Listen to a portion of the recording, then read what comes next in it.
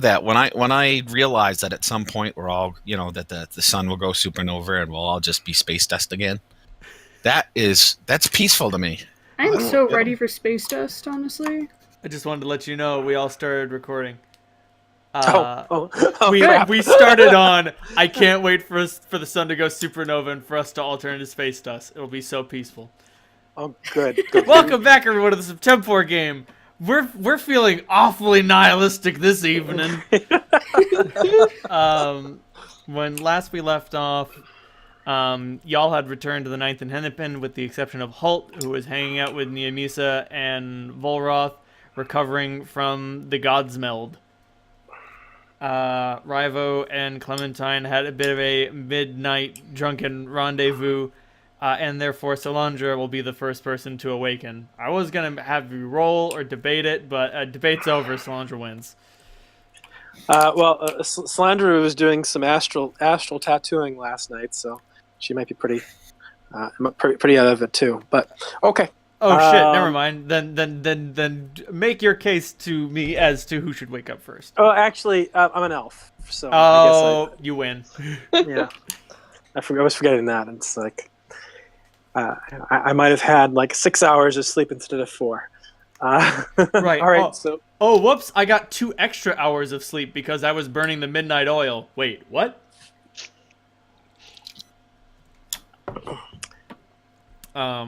When you get to the main lobby of the Ninth and Hennepin, you immediately recognize that something is wrong. It is very quiet. All right. Does it seem? Am I just waking up way earlier than I thought I was?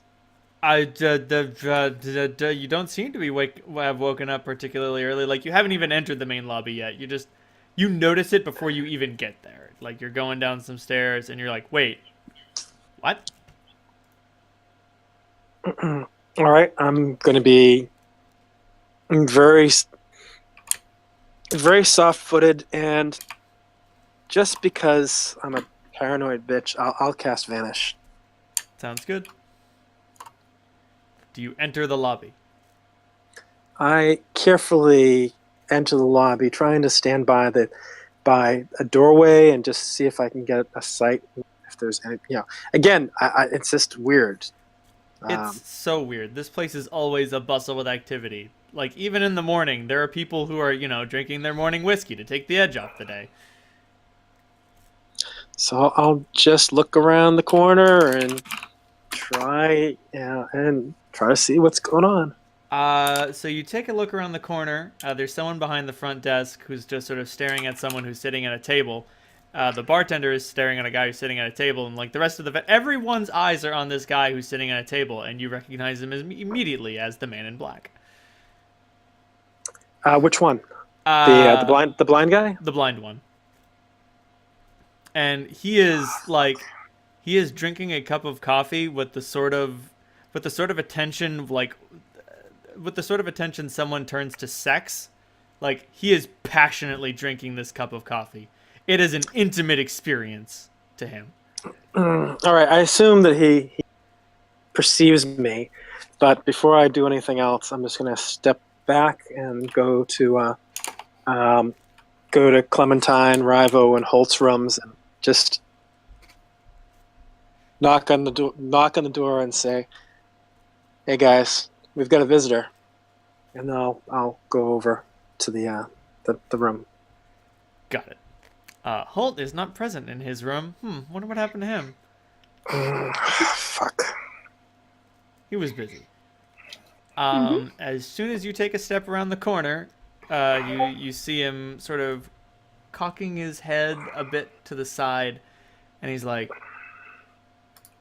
"Boots with light feet. Solandra, good morning." Morning. Another one of those? I'll go and sit down beside him. I'll put my feet up on the table. Got the others. Good. So you're a fucking chosen, huh? I am.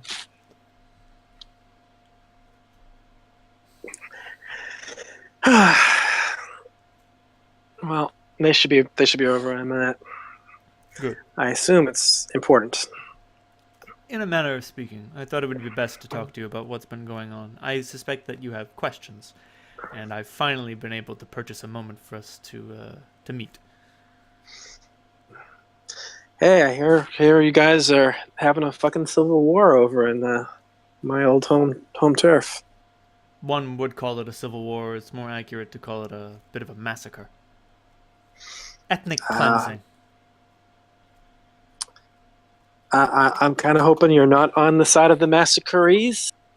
No, I am on the side of the massacred. That's not very good either. Ugh. Either way, we lose.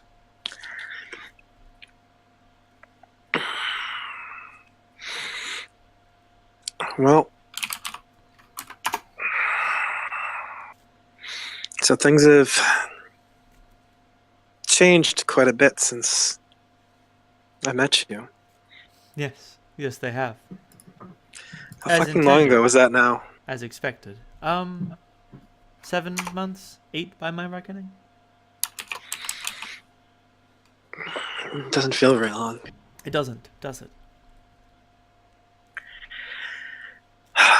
Fuck.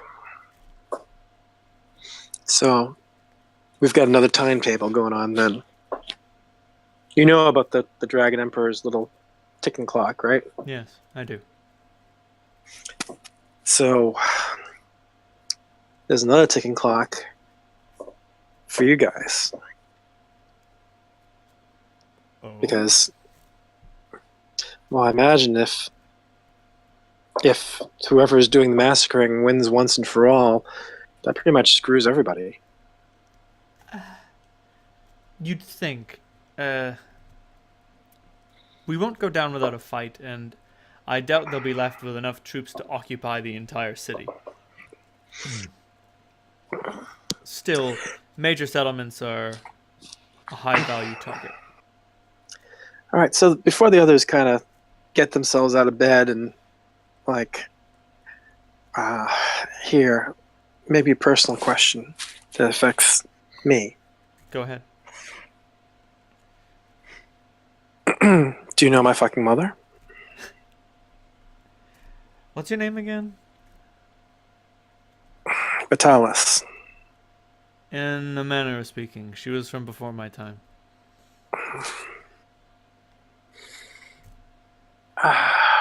And my sibling over here, something from your world. Yes, one of the Black Blades. Not very inventively named, but it is unnecessary. They are powerful artifacts left over from the battle against Gamma. They were used to empower the natural talents of people such as yourself. So I have a inkling that I kind of fucked up my bond with brother here. I don't think that you fucked it up. I think that it's defective. Sorry, I don't mean to impugn against it, but it's not supposed. It's as constructed. The bond is not meant to work that way. Know any way to fix it? Absolutely not.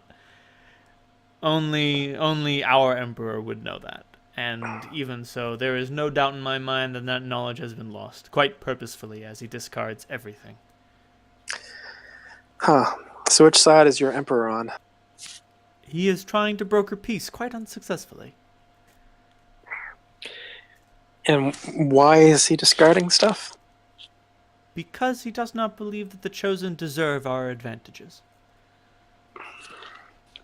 That actually makes some fucking sense. Exactly. And so he's trying to even the playing field. Naturally, it upsets those who believe that the Chosen should remain in power. And by remain in power, I mean be able to do whatever we want.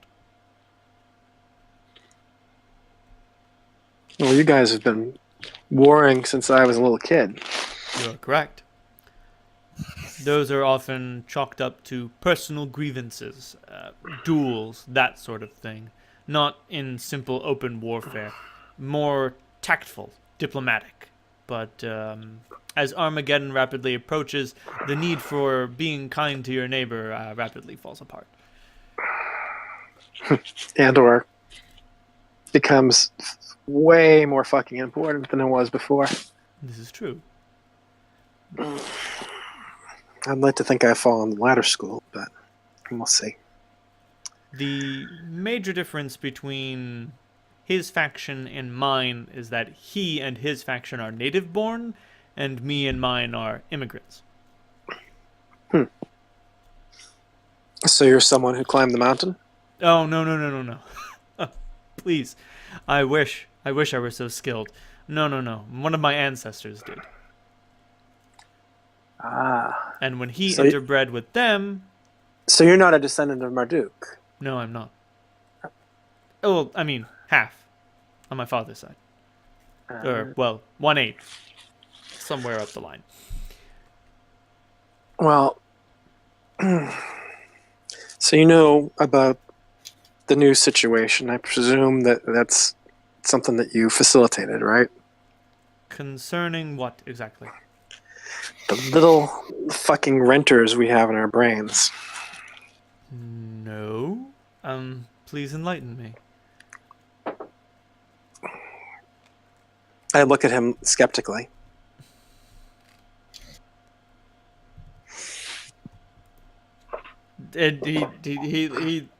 His face betrays no emotion whatsoever. He's got that, like, he has that sort of blind man smile, and his head keeps cocking at strange angles as he tries to catch certain sounds with his ears.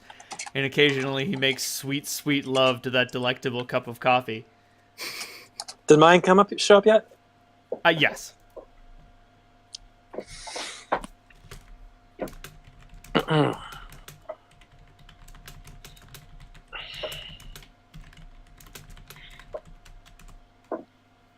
So what was the purpose that you put us together for? Some prophecy. I thought it would be able to unite our factions once they saw the four walked again or something. So you actually did recruit Rivo too, some way. How'd that happen? We knew that you would get to District 6 eventually. I made a deal with Connor concerning him giving up his best man. So that's why that fucking happened. Huh. Interesting. He listens to coin well enough. Yeah, that doesn't seem to have changed. You know about that new situation, I presume. Yes, that's definitely made the rounds, so to speak. Some of my men are foolish enough to believe that they can make overtures to him, but I don't think he's willing to invite war so easily. Oh, yeah, he's still a fucking dick. It's just he's not like an evil, psychopathic dick anymore. He's more like he's kind of like Mayor if Mayor were a little bit more competent and, really could get things to work. Like a slimy used wand salesman. Yeah, he's not that slimy. Just a fucking dick. So, I mean, I'm sure things are going to get better for people, for the people in that district. I mean, it's hard to imagine it getting fucking worse. So, I guess it's a victory. Yay. Rah. Congratulations. How does it feel? Like there's so much more fuck to do. I expected as much of you.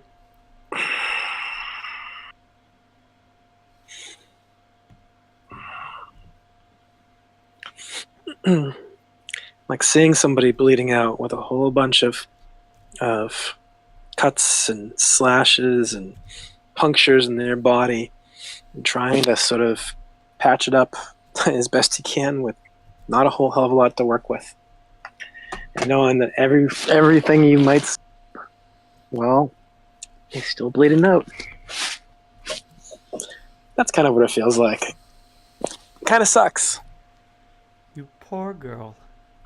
I'd say that I'm sorry for thrusting this on your shoulders, but I'm not. No, I didn't. I wouldn't have fucking believed it if you said it. And I would say the same thing. Better her than me. Where the fuck are you guys? Clem, Rivo, were you able to crawl out of bed yet? Mm-hmm. Regrettably. Your poor dome.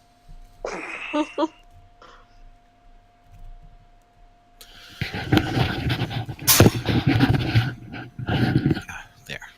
Saved you all the... So... Yeah, I would say I'm gonna slink downstairs. Bare feet on hardwood. Clementine, good morning. Good morning. You say groggily as you realize there's no one in the lobby except for the man in black, chilling out with Salandra, drinking some coffee. Hopefully, Slandra has her coffee too because she realizes it. Oh, yeah. Oh, I mean, there's no one else to serve.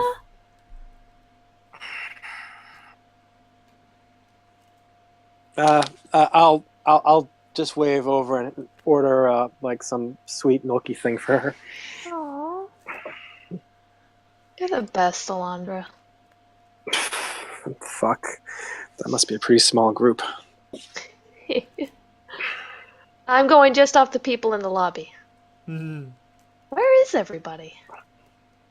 Oh, I paid them off. I didn't want to talk over anyone, nor did I want anyone to overhear us. Okay. Well.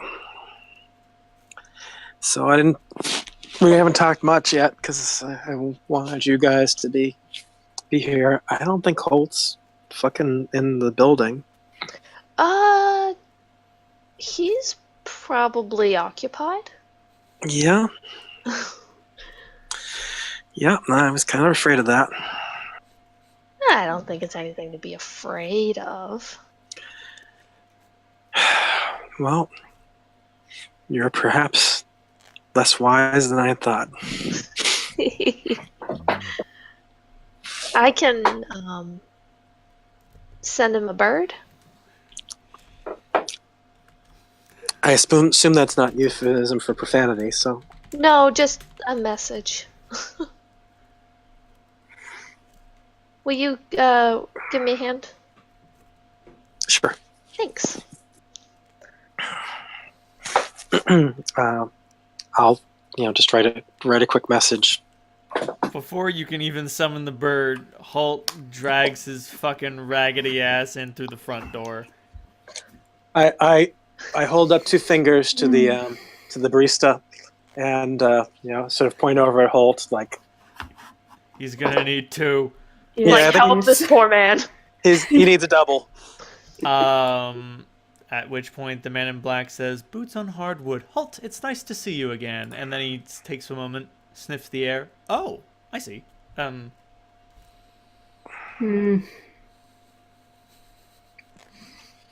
all the people, I was not expecting to see you. I prefer to go where I'm least expected. Makes it more difficult to kill me that way. Fair enough. Morning, everyone. Yeah, it's good to see you, Holt. He looks like shit. Like He looks awful. Like, The downhole. there's I'll still reserve. bruises. You can see the cut on his hand from where the devil's spines had impaled it. Like hasn't been bound. His hair isn't even up. he's Come been here, magically healed, but he looks like he still looks awful. Clementine pats the bench next to her so she can do Holt's hair. I'll sit next to you. She finger brushes it and braids it. Hey, Rivo. Sorry, you're kind of. You haven't met this guy yet. He never gave us a name, right? We've been. I don't think he has given his name yet. He hasn't.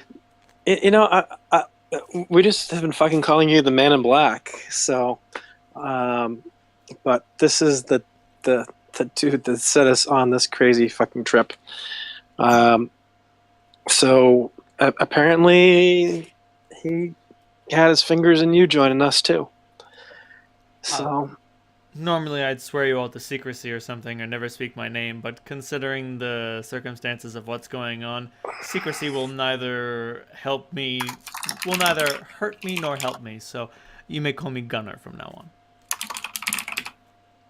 Wait, like like ER. AR. Like Grub's dog? No. That's Runner. Oh, that's right. Speaking of Grub, At which point, Grub comes. Oh, never mind. Grub doesn't come down from around the hall. You left him in that tavern, and he still doesn't know what the fuck is going on. Oh no! What was it called? The Wretched Rabbit? I don't even remember. The Wretched Whore? I don't remember. That's not do you have important. another animal messenger handy? Yeah, that's a good idea. Because you sent him an animal message when you defeated the devil, and he was like, "I'm a little tied up right now. I'm busy with some things. I'll catch up later." Right.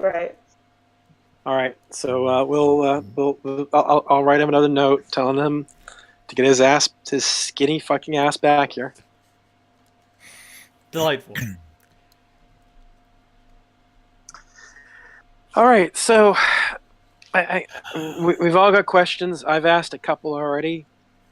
Why don't we go around the table and get it all out? Very well then. At which Clem, point, they would go Holt before Clem because Clem is behind Holt. Oh, okay. Let me drink some coffee and wake up first That was what I was kind of thinking. before words. Understood. Clem.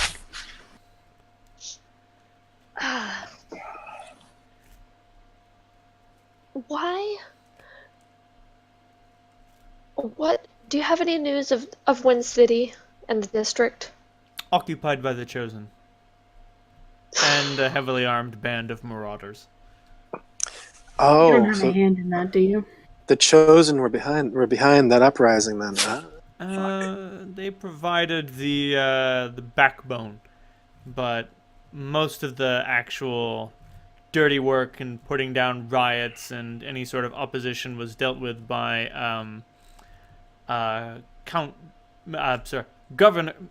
Governor King Dugan's personal repertoire of brutes and ne'er-do-wells.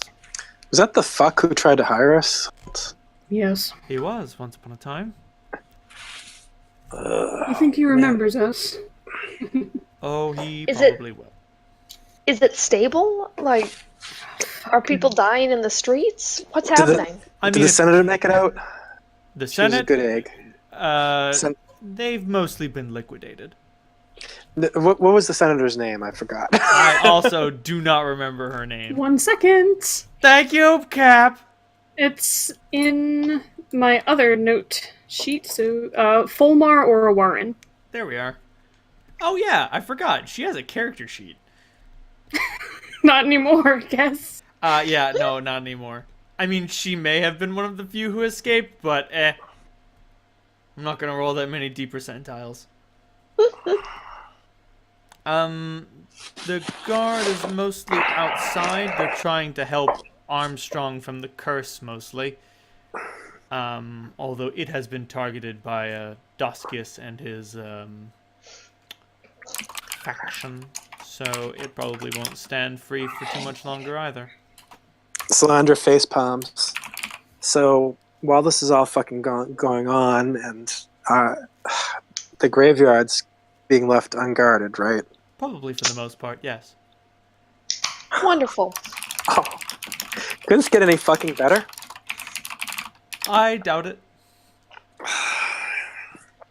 And so long as no one's out past curfew, nobody dies. Ugh. Although I can't speak for what services the militia puts upon the people.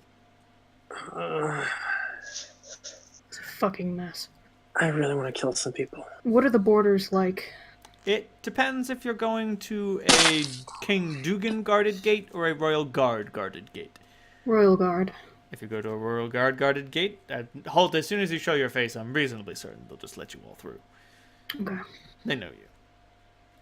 Even if they didn't, you'd probably be able to convincingly suggest that you should go by. If you go through a Dugan guarded gate, well, get ready for a fight. Do you know which are which? It should be apparent just by looking at them. Okay. If we approach by air, we can probably determine it. If you approach by air, you can probably avoid the whole thing altogether. True. Also, concerning the fall of Wind City, there were apparently some internal conspirators who even I have not been able to figure out the true identities of. Oh. What about the library? Is it still standing? Locked and safe. Good. So Bowman got our warning and didn't get slaughtered? He did not. Good. Good. And I do hear that there is a way into the library, but how that is, I don't know. Probably those fucking tunnels under the city. Probably. Uh, But that means either going in through the graveyard or finding some other way. so fucking fires everywhere we go. What the fuck are we supposed to put out first? Gunner shrugs. Alright, Sorry, so... I won't be able to lend any assistance. I'm just trying to stay alive. That's fair. What was it you said about a curse over Armstrong? Oh, the Armstrong is just beyond the northern mountain range. It's the closest to the graveyard. It's the largest populated space closest to the graveyard, and it's fortified, but that also means that it's surrounded. So, out of DM, out of game, wasn't one of the keys in the graveyard? Yeah, it was. Kira So- thought that it would help stem the curse. That does not seem to be the case. Fuck. So, all right. I guess let's move around. I have some more questions, but Clem, you have anything else? I don't know. We could try and scry with Alexander if he's willing to talk to me again. Maybe we should have saved those books. Would have been a peace offering. Yeah. No use crying over burnt books. He doesn't have to know that we burned them. Oh no. I just if we'd given it to him, that might have been something at least. You would have complained about it the whole time we were carrying him back. Yeah, probably. This book is evil. It contains evil knowledge meant for evil things. That's what you sound like. Exactly. See, he gets it. Anyway.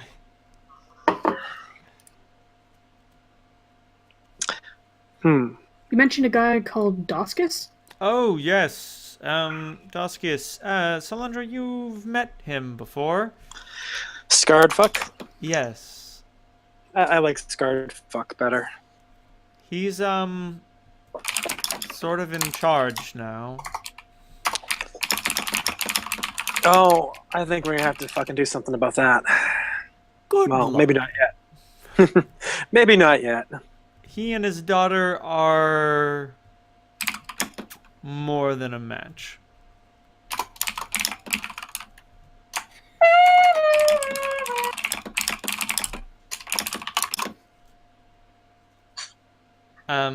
That being said,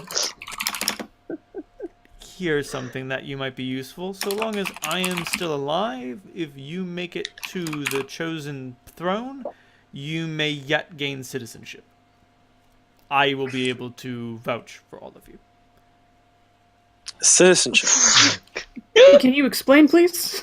Oh, allow me to explain. If you make it to the peak, you will be captured. All of your belongings will be taken away, and you will be either adopted by a family or you'll be harvested. I will be able to adopt you. If you're still fucking alive. What's If the I'm still what's alive. harvesting?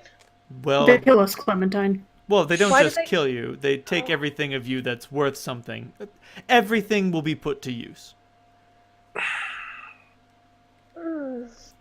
Your organs will help someone else live. Your genetic material will give birth to something. And your bones, blood, skin, and fat and muscle will be used as magical reagents, and your spirits will be used to fuel other magical machinery. Okay. We Is let there any nothing fucking go to waste.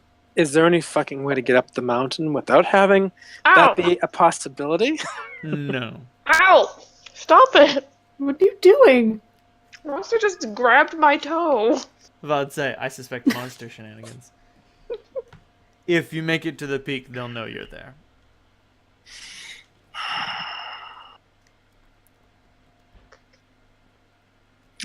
Well, how do we know you're still alive when we get there? Well, you'll know or you won't. Oh, fuck. I'm very good at staying alive. Good. Also, Holt, For our I sakes. should mention that you noticed his bodyguards outside the door. Oh. Oh, okay. The mute one and the deaf one. Gotcha.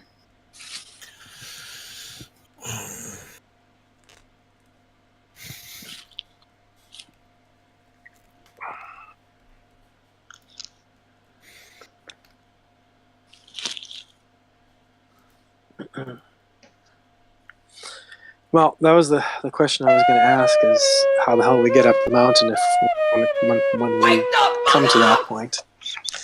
So,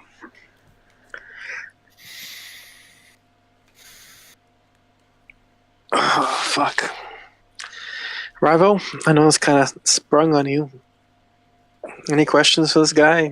He knows fucking more than just about anyone else we're liable to ask questions of, so if you have anything in your chest.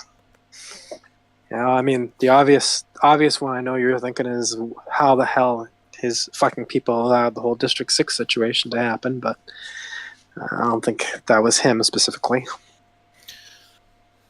It seems like everything is straining at the seams. That's the long and short of it.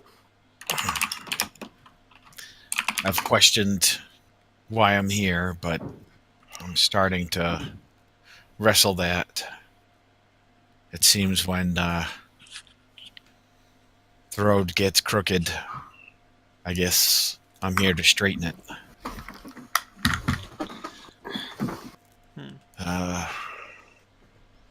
Do you know anything about this? And he pats the great sword. Cool. You pat the great sword and you hit something metal, I assume.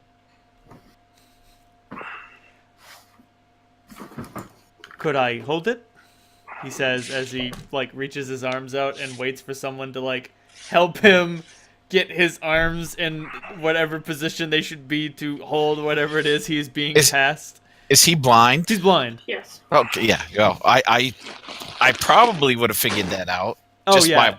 By, I've been observing it. So when I meant, do you know anything about this? I basically would have slapped the pommel of the blade into his hands.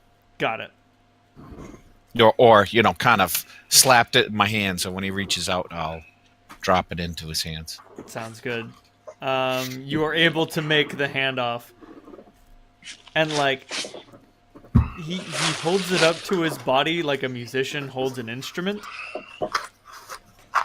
You think he's about to lick it for a second there.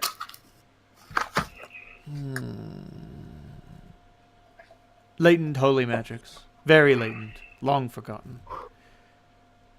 A blade so old it's forgotten who it is. Sad, but understandable.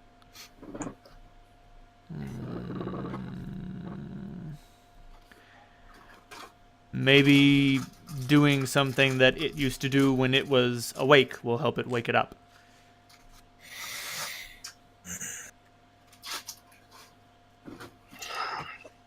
Okay. Kill anything evil lately?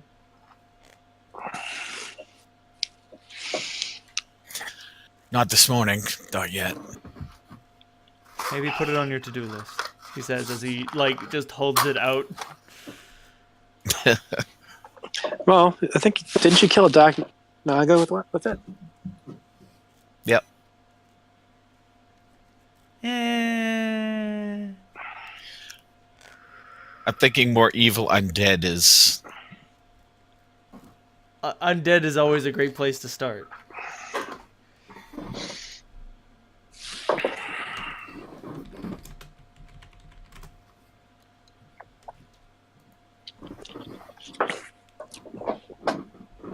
Oh.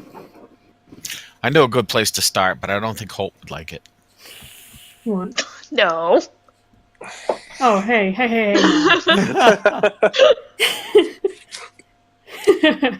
You wouldn't. I wouldn't say that. A better place to start could be the graveyard.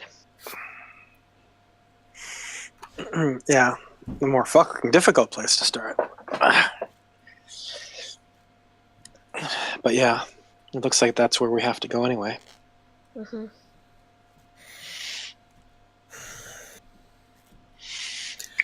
Unless you want to stop by Wind City and try to stage a coup. Might take us a lot of time, though.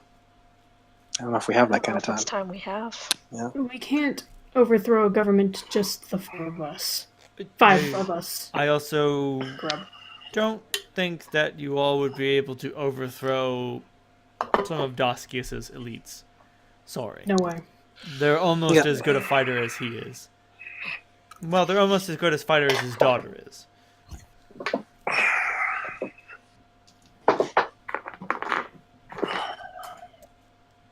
That being said, I have a question for you all. Salandra, you mentioned that you have a condition, and then you pointed to your head. Have all of you been touched by the moon? In a manner of speaking. Some of us more than others. So tell me about that prophecy you mentioned. Maybe that will make this make a little more sense. It says that the four who built Septemport will come again. Simple as that. How did that fucking link to us? What It's made you say, oh, these fucked up individuals are the ones you're looking for? Oh, I just knew that I needed a group of 4. I didn't give that much more thought. I just figured 4 was the good number. Well, it's kind of 5. There were more than 4 who built Septemport, if you remember. And that's why I brought Grub in. The goat's purely incidental.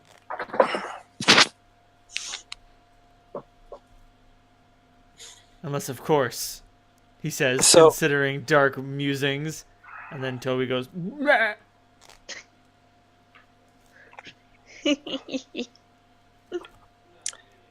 So I look at the rest of them, rest of you guys.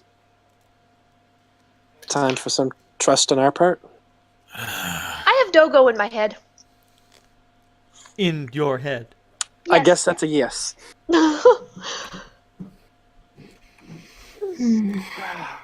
It's funny that you Nice. ask. Fucking metal angel. And then he points to Ivo and says, "Oh, so you've got to have Gemma in yours." No. You would think, wouldn't you? Oh, I see. Give me a second. I need to corroborate this. And he's like, "Could I have a volunteer, please?" Clem raises Sure. her hand. He puts his ear up against yours. Try to communicate with him. Hey Dogo, this guy wants to meet you.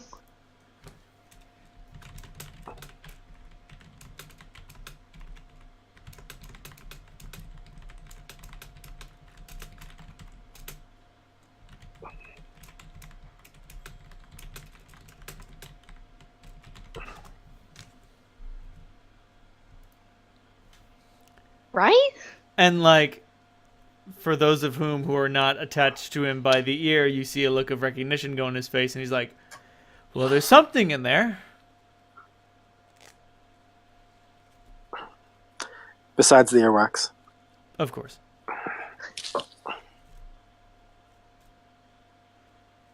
And then he, wanders back over to his seat and sits down. So we fucking laid our biggest cards down on the table.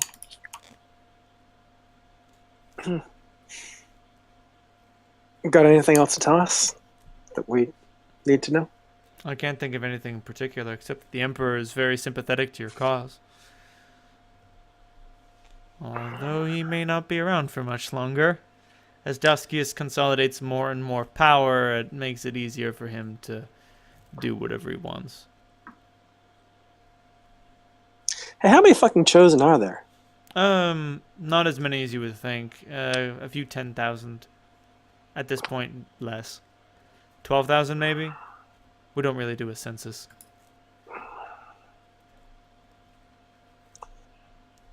I mean, I could probably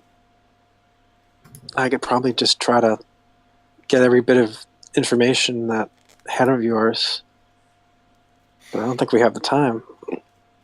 How much time have you set aside to have this little talk? He looks down at his invisible wristwatch and says, I've got about 10 minutes. 10 more, anyway. A little less now, he says with a smile. So, you know all about the Dragon Emperor? Yes. I know that he's coming and that we have 366 minus 19 days. And you know that Daskius is in bed with him? Yes. He delusionally believes that by opening up the gates, he will be thanked, and maybe he will, but I have sincere, emphatic doubts. From the impression I have from the way, what was the name of that monk? The monk guy? Erlon. From the way that Erlon behaved, I think even this guy's fucking closest allies and servants are his bitches that he does with as he will.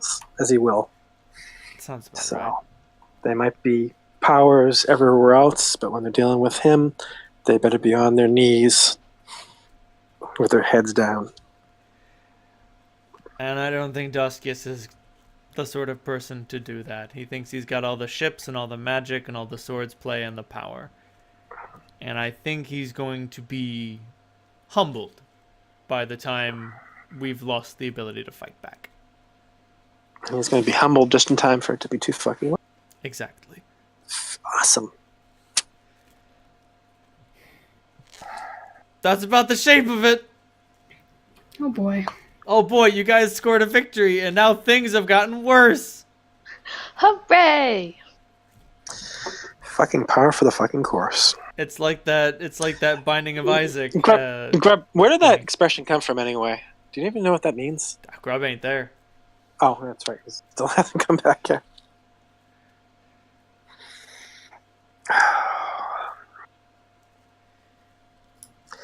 So, what's going on in District 2? Mostly All people ducking cover. Mayor's taken over Oasis and is trying to consolidate power in the entire region. Fuck. Auntie and Aziz okay? Aziz is fine. No one would dare touch him in his temple. It would be suicide to do such a thing. And Aziz is... and Auntie is in District 4, don't you remember? I figured she'd go back eventually, but... I think she likes the city life. Yeah. Better drugs and tobacco. Because she grows mighty fine weed. That Auntie weed. Those dank quantum nugs.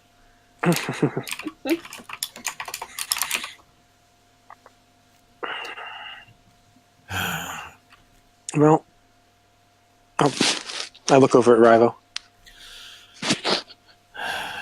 I've been out of sorts since we left 6. And those magics, the ensorcelment that we had when we got to 5, well,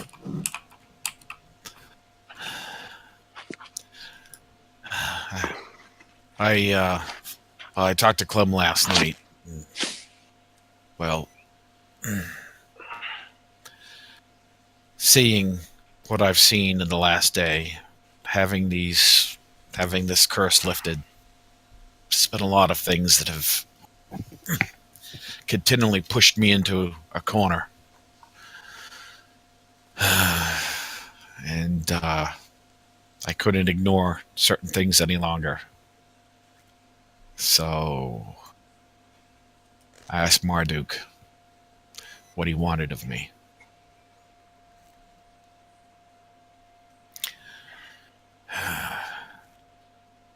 He seemed only concerned with 2 things. And I have to concur. He said all that matters was the keys and asking his father for aid.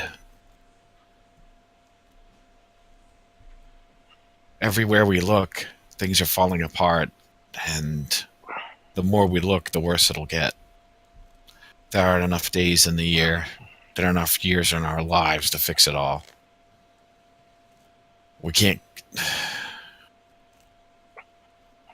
There's too many people that need killing.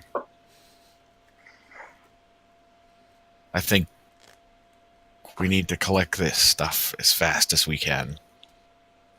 They're gonna fight no matter what we do. The faster we do this, hopefully, the more we save. I want to fucking spit nails constantly now. Well, I'm so angry. I have no idea. No idea who I am, and Sandra gives Rivo a smile and says, "Welcome to the fucking club." Personal identity crises and dragons.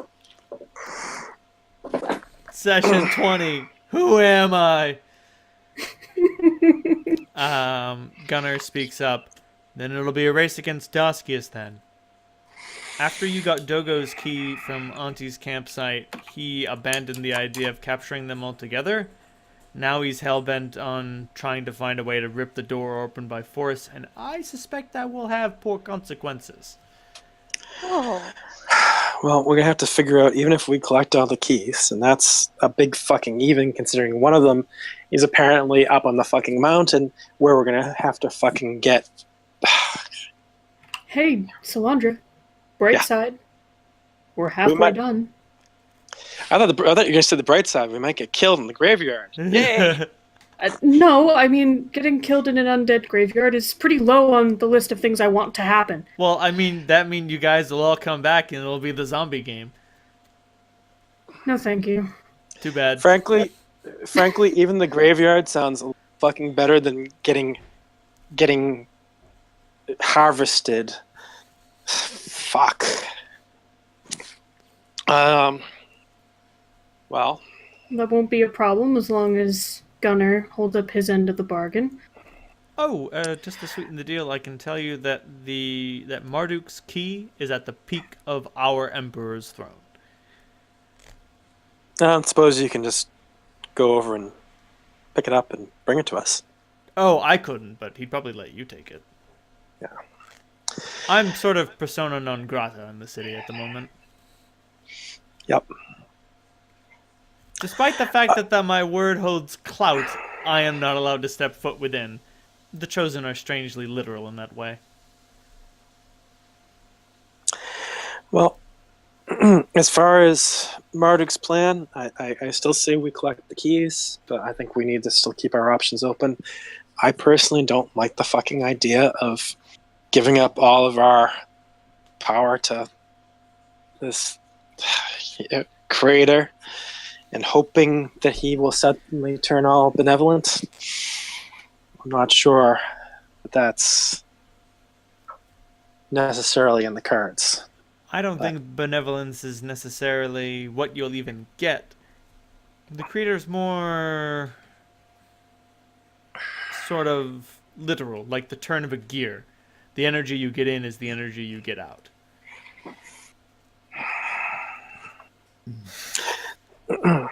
Make him sound more like a machine than a living entity. He's both. Huh. So Septemport is a machine. Yes. With living parts. So the creator is Septemport. In a manner of speaking, yes. Fuck. No wonder the Dragon Emperor is so interested. He may also be here to liberate his kin. I'm not certain about that though. The ones underneath the city? Yes. The ones that Marduk drove underground. Oh, I look over at Holt. That's not true. Oh. Interesting. Calls himself the Dragon Emperor, but doesn't care about the plights of dragons, eh? I guess I shouldn't be surprised. Why did I think he had compassion for anyone or anything? Have you had any dealings with the others? The ones who did the real work? What do you mean? The ones who built the city. Oh, those? Oh, jeez. No. I'm only 32. What? I thought he was an old man. Oh, no. Gunnar is young as shit. Oh. I'm sorry. I'm sorry if I gave him the air of being old. Did you guys think he was young? I thought he was old. Yeah, I've been visualizing. What's his name? The Swedish actor, Seventh Seal. Oh, jeez. Oh, Seventh Seal, really? What's his name? Oh, shit. I know exactly what you're talking about. He's like 6'6". He's a great actor. Yeah. He was in 3 Days of the Condor and Fucking Gunnar Bjornstrand? No. Max von Sydow. Max von Sydow. Yeah. Somebody post a pic in general, please. I don't know why no. I've visualized Max von Sydow this whole time, but that's what I thought. Oh, geez, hell no. Like, that is more like Doskius' age. Like, Doskius is supposed to be twice as old as Gunnar is.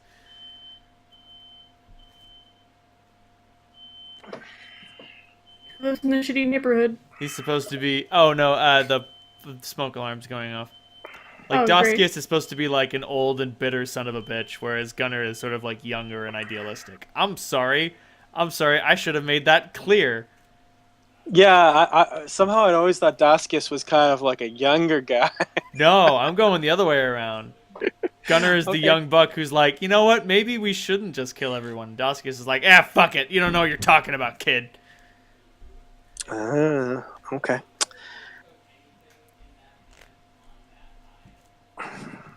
Fucking love Seventh Seal. That's a great movie. I should watch that movie. That's a really great movie. It's one of those movies that's like a crafted piece of art more than it is like a real Existential as shit. Yeah. It's sort of a long form existential piece. Yeah. Doesn't necessarily completely make sense, but it's really beautiful to watch. It's about the experience. It's one of the few like artsy films that I actually enjoyed watching. Yeah.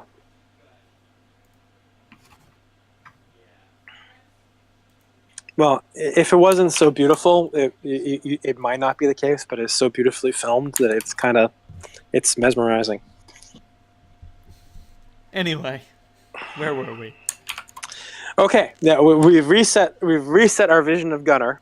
Now I'm visualizing Jude Law, blind Jude Law. Yeah, he's got sort of blue tattoos on his cheeks and like gigantic gashes over his eyes.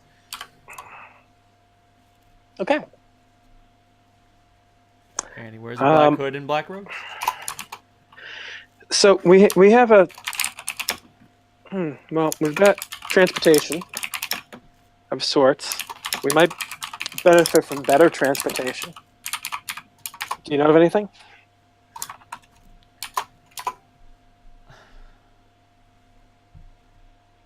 I could give you my ship, but I would prefer not to. I think if I did, I'd be dead too soon for you to use it, if you catch my drift. Got it. If we have the need to get up to where those other folks are, do you know the way? I know what you can expect. So long as you have something to protect you from the cold and the willingness to fight giant spiders, then you'll be fine. It'll sound like District 2 at night. But much colder and windier, with more ice. Can any of you fly for extended periods of time? Yeah. I mean, magically. If you have something like wings, they'll freeze before you get to the top. Oh. The air is too thin. I I go. into a warm bear. But then can you climb a mountain? Exactly. Oh, I'm probably gonna need to learn how to wear shoes.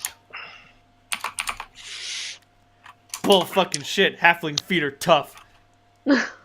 I've been playing around with some new things. I think I'm on the verge of learning how to. I learned how to teleport short distances. I think I'm not too far away from doing a lot more than that. That could help. I'm getting there. It's just fucking hard as hell. I mean, if Everest is only 29,000 feet high, if you can teleport that far, you can make it to the top. Do you have any pictures? Of sort of like the peak? Yeah, Yeah. give them me. I'm asking this of Gunnar. Oh, No. sure. He pulls out a little sort of techmaturgical album.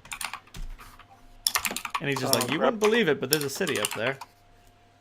Rob's gonna love this. All right, the more you can give me, the less fucking likely we are to show up in the middle of a rock.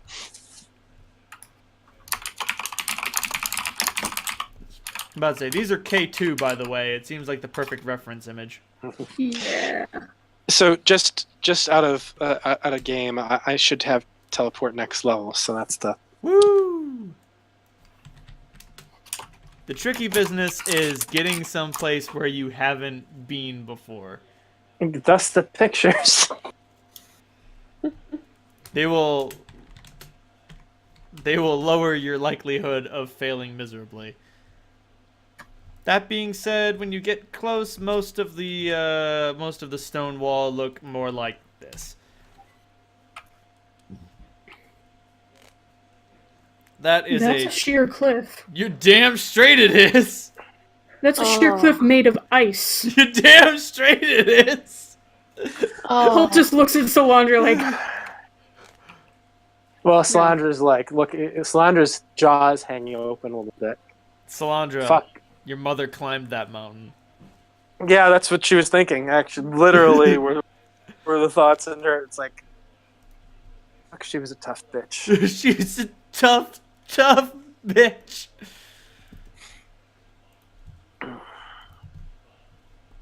Well, I guess I'm glad she didn't drag me along. That one ended well. I mean, you probably would have been harvested. So, I haven't want to ask this. Was my mother adopted or harvested? He just shrugs. As I said, before my time, I don't know. Fuck. What fucking good is this?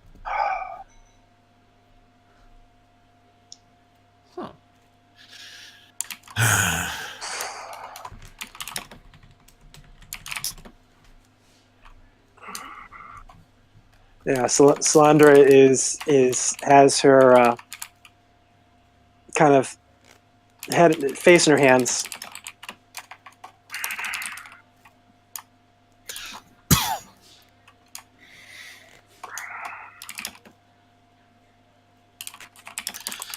I fear if we stop in this race, we'll be overwhelmed by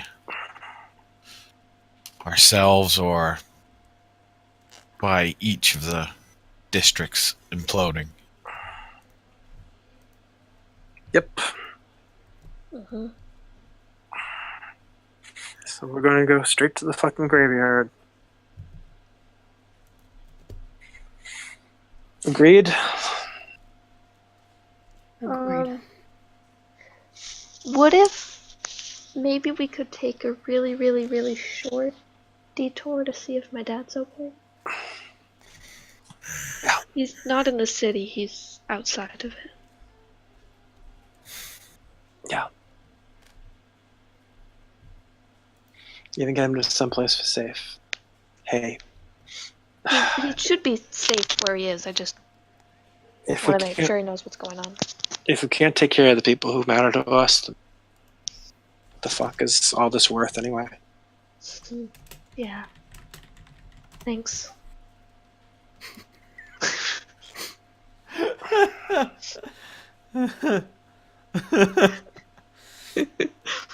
Could I just...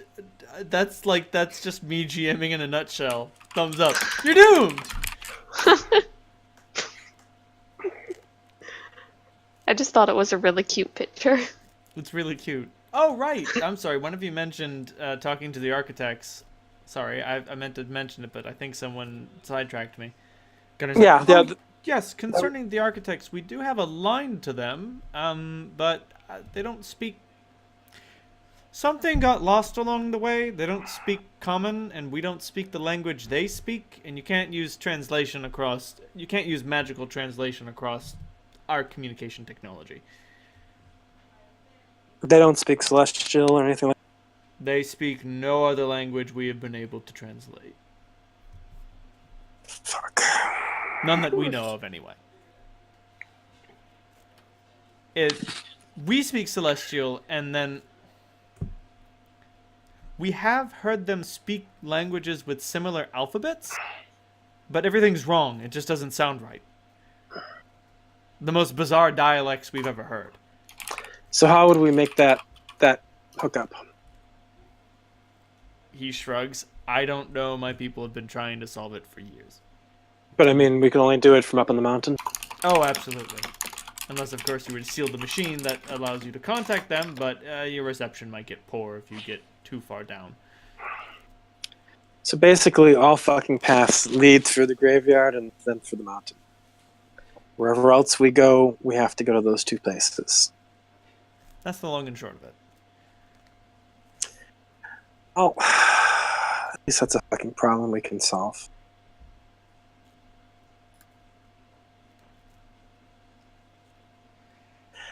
You wouldn't happen to know where Bowman, Kurgan, and those dudes are?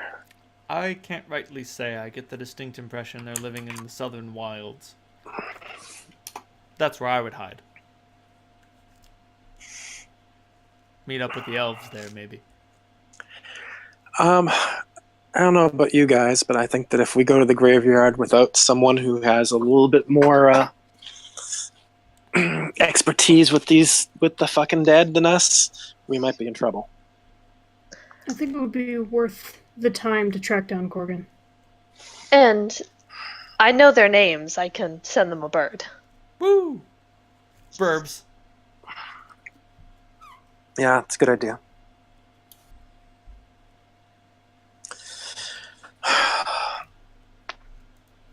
We've,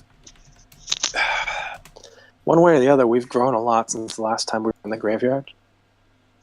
I don't know if Corgan's grown as much. He still knows the area better than we do. I just don't know if I can get him killed, but yeah, we need somebody, or we're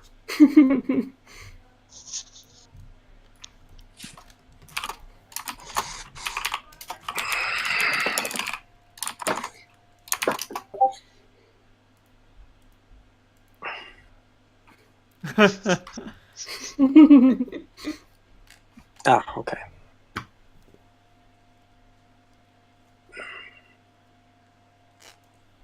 Oh, paladins get those dynamite spells, don't they? You only get level 4 spells. They're different spells, you stooge.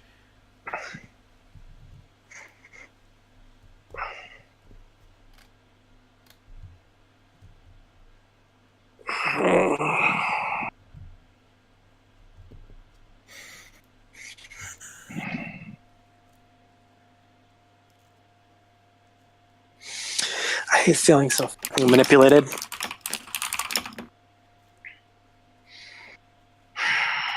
I'll take that as my cue to leave. Good luck, everyone. I've really got to be going. Yeah. He says as he removes his hood, doffs an invisible hat, bows, and then leaves. Hey, don't get fucking killed. I promise. I will never die. Yeah, me neither. Then he out.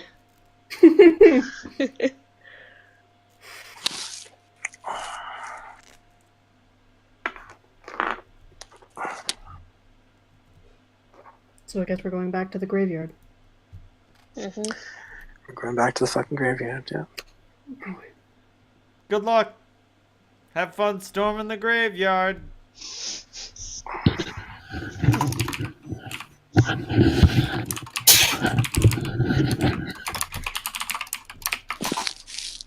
Does your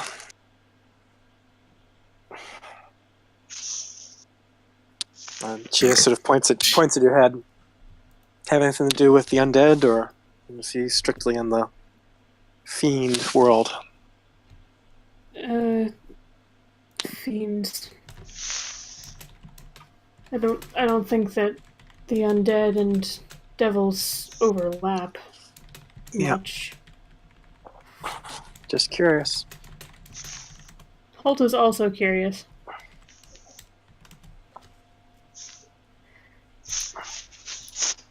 Yeah. Well, the toughest bit is going to be from what I know about undead. And she taps her circle a couple times.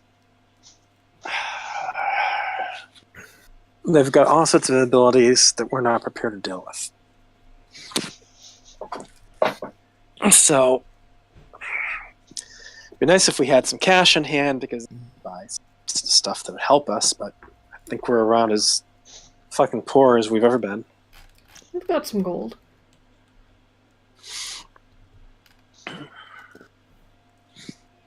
So we should stock up. If you want, Solandra, I could probably help you track down where Auntie is, if she's close. Yeah. Be nice to get some advice from someone I actually trust. Okay.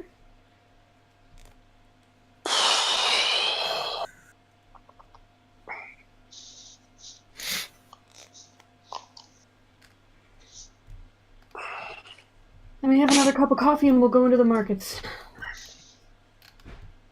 About to say, Auntie's got a habit for standing out a little bit. An old wise woman. No, a real wise one. Oh shit, you mean a real one? Yeah. The real deal. The Yeah, real deal. And she smokes like a chimney. Like a fucking chimney, dude. Probably find her She just by the also- smoke. Track down Grub. Well, hopefully he's coming back to us. I'll be really pissed off with him if he lets someone kill him. That would not be good. What? That would be so embarrassing. We let our artificer chill out in the city for one fucking night. Dead.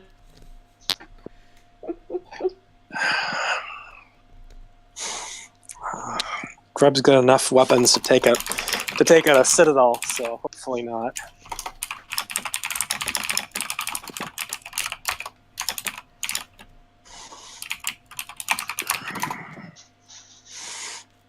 But if he screwed anyone in that place, he's never again near me again.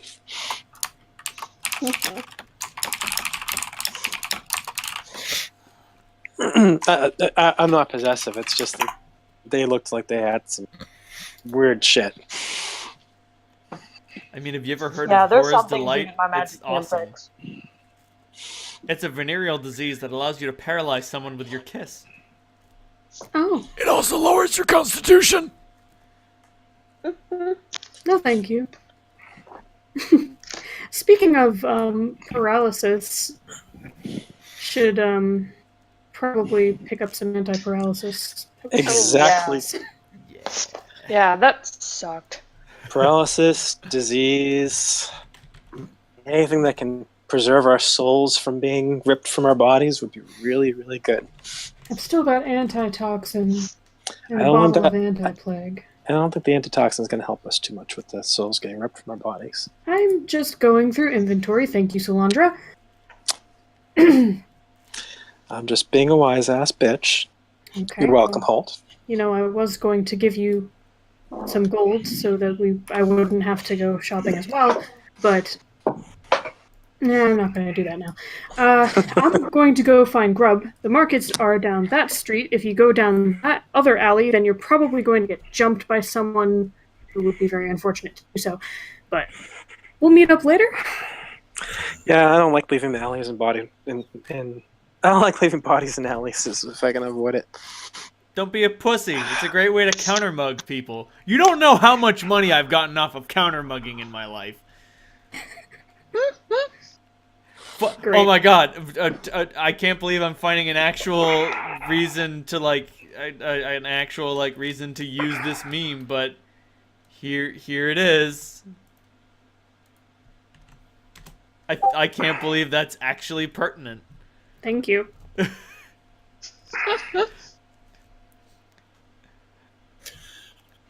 Any last words? Yeah. Any last words? Thank you. It's so good. So why aren't we going to the White Foot? The White Sheep? That's a very good question. 'Cause I can't. But That's a very good answer. Would they have stuff that could help us, you think? Well, I mean, I'm not big on temples, but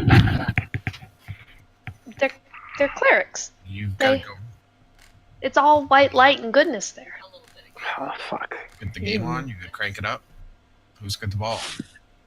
Still- whoops, it's sports ball o'clock. Oh boy. Rivo becomes very distant. Nerd.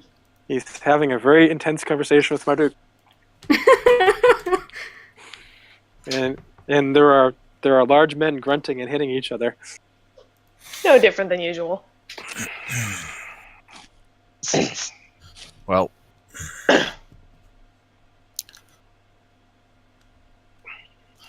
I think given the stakes, if we explain what's happening, they may be forthcoming with some aid. That's not a bad idea. Yep.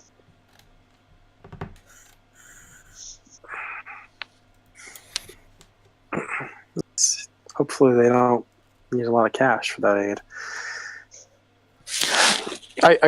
Are you broke too, Clem? Yeah. I've got about 200 gold left, so I've got, well, you know, I something. It's just I not good converted. with budgeting, or Well, I had a lot of money up until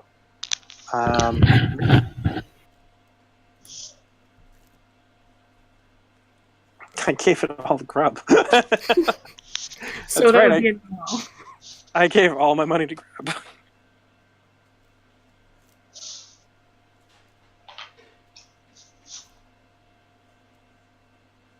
which I don't even know how much money I have right now, but I think I had told Ronald that I had spent most of it on inks, so true. that I could buy my tattoos. So I still have over 1,000 probably, but it's not. Yeah, I had. We'd probably have to cash in ink tattoos, or cash in ink for it. Oh, Jesus. Don't mind me. I'm just looking at delightful undead monsters for you guys to get destroyed by. I can't wait! I found something called a red jester. Don't worry about it. Unlike most undead, it is not evil. It's chaotic and neutral. That does not make it better.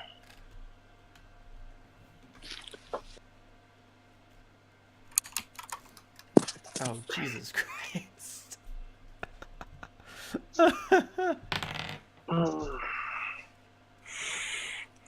I'm suddenly really glad I got that. I took that devoted blade.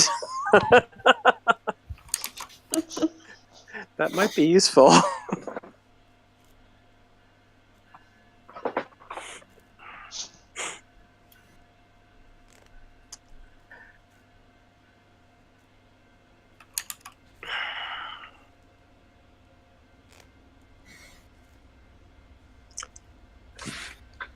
Well,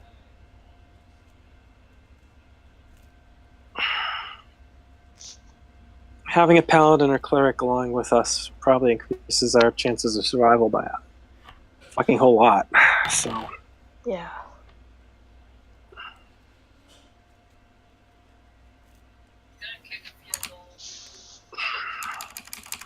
let's send that message across, and Bowman can figure out who's going to send with us. Okay. I hate taking away one of his best men right now, but I think anyone else is going to be dust in the wind. Sounds like a plan. Do you want me to write the message? Please.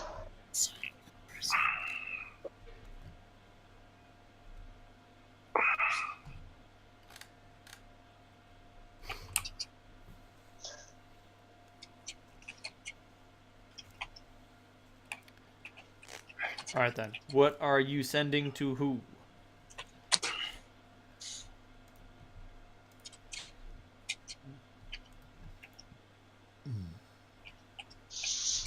Salandra's writing our message.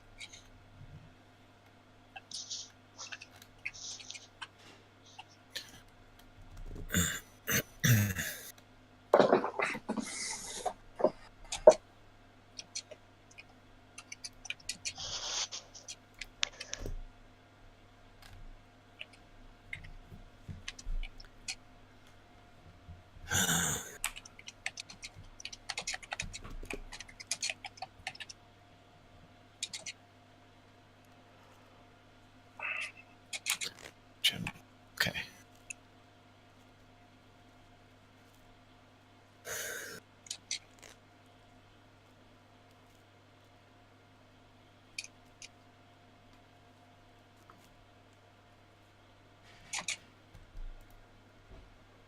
Huh.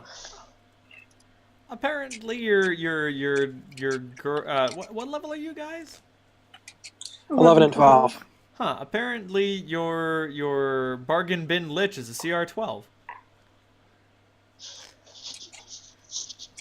But don't worry about that. How many words can I? As many as you can fit As many as one. as you can fit on the piece of paper that is attached to the bird.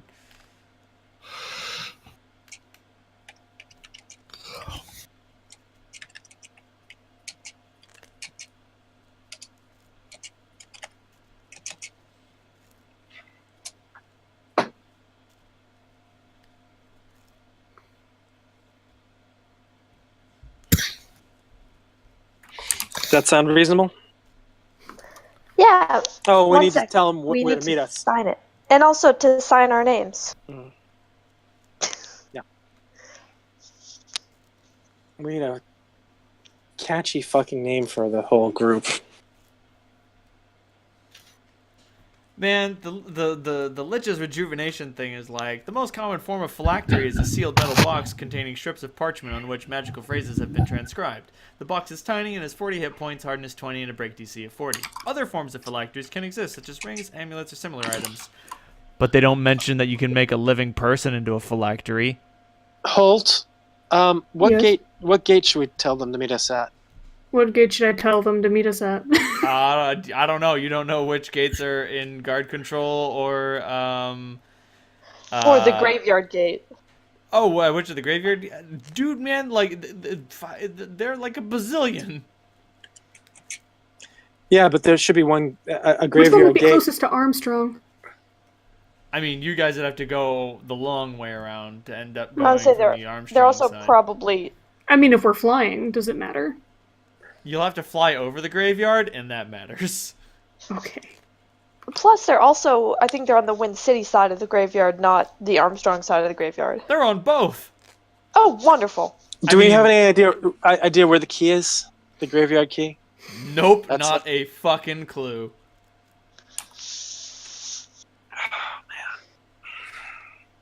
I wish Sarush would just get over it and turn into a fucking butterfly and fly out here. Right? That would be so helpful. You have Mothra on your team. Woo, Mothra! Yeah! What's a conversion? The copper piece conversion? 10. 10 copper pieces is 1 silver piece. 100 copper pieces is 1 gold piece. Okay. So, as I'm scribbling out the last piece of the note, so I don't know District 3 worth a damn. Where should we meet? I mean, if we're going to my family's house anyway, we could just meet there. I mean, it's a farm that's... That's not a bad idea. It's out of the way, very unlikely for anyone to sort of figure out what's going on. Okay. Put tell me what the address is, and I'll write it on here. Okay. And Clem gives you directions to a farm. It's the Ward's farm.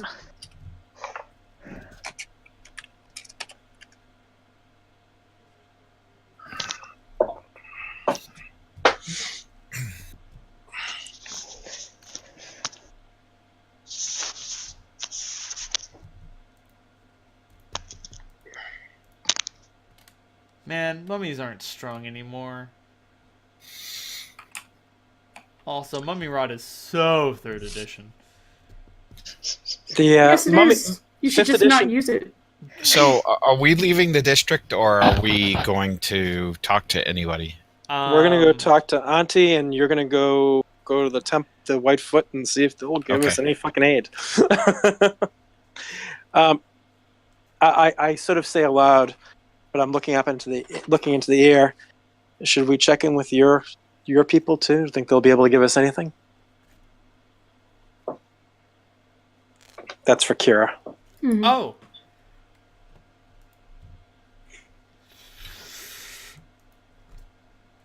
I don't I don't normally like dealing with people, but my one experience at the graveyard was not that fucking awesome, and I would like to be better prepared.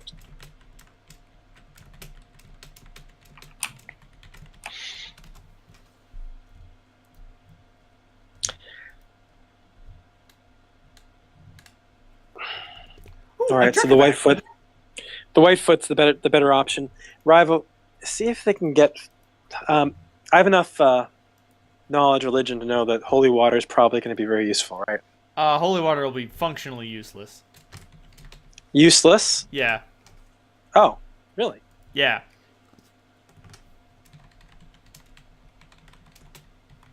Then what is useful? Holy weapons. Yeah, like holy water deals 2d4 points of damage to undead, which is real fucking neato, but like Compared to the rest of what else we can do, it's a waste of an action. yeah. Well, Okay. I mean, it's a touch attack.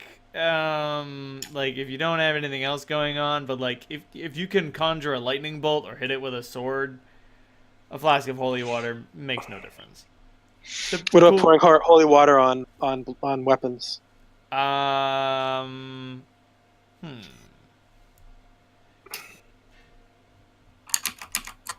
Not Nope. that it's all that useful, considering none of us have any range at all. About to say that does nothing. Well, except it will deal the additional holy damage for one attack, so you'll add 2d4 holy damage. But like, Yeah, still not Holy terribly shit. useful. I mean, if you were a Yaijutsu master and you put your blade back in the sheath every time you attacked, and you filled the sheath with holy water, you might be able to get some sweet functionality out of this. But besides that, no, this is not gonna work.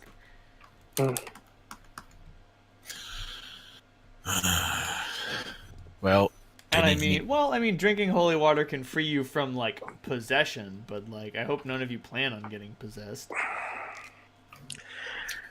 we need to wake this the fuck up. There's something I could try. It's a new trick I learned. I don't think it's going to work, but it might wake it up a little bit, maybe help a bit. Well, we'll give them a talk. I haven't shaken out all my coin. Well, give me that. Give it to me for 1 second. Let me see if I can do this trick. What you gonna try and do? Hey, my enchant weapon is not restricted to brother. It's any sort I hold. Oh, So I'm gonna put an enchant weapon and devoted blade on this thing. Rivo gets a little glass look on his face and then starts nodding, smiling. Huh. Okay. what does devoted blade do? I can apply any. Oh, the So- thing that you just talked Yeah. about. How long does that last? Just a minute. So I mean, it's not. It stops as soon as I stop holding it. Right, So that's the reason why I was thinking this is not. I'm not expecting this to work, right. but I figured it's deeply dormant, and so maybe this is like, can give it a little bit of a nudge awake. I'll give you something. The silver steely sheen of the around the blade like seems to rot away and give way to something that has silver edges, but it otherwise looks sort of like black stone. The sun says it will wake up when we go down there.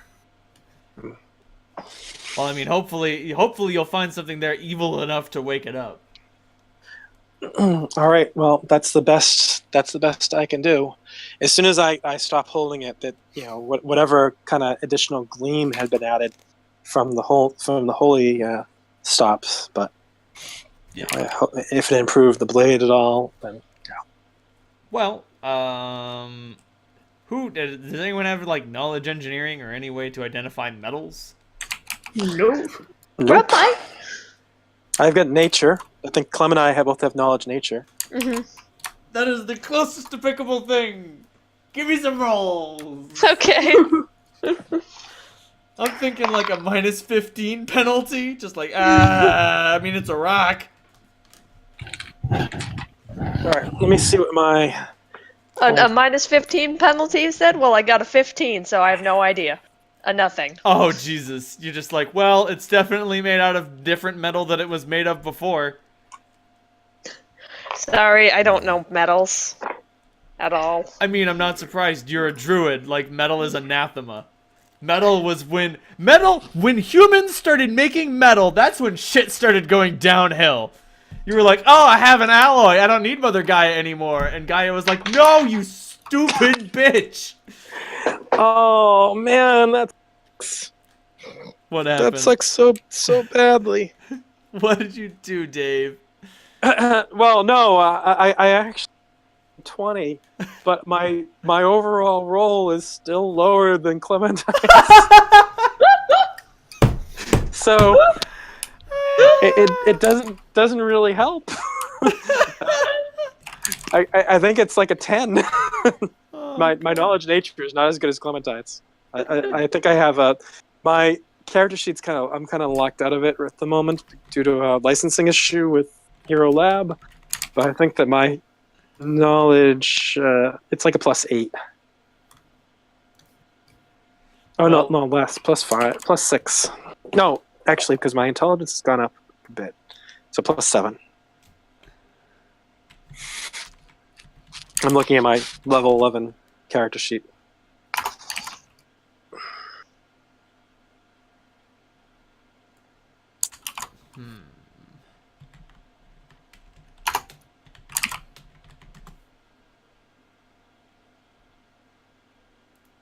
Well, I will just say then that the edges of the blade appeared to be made out of...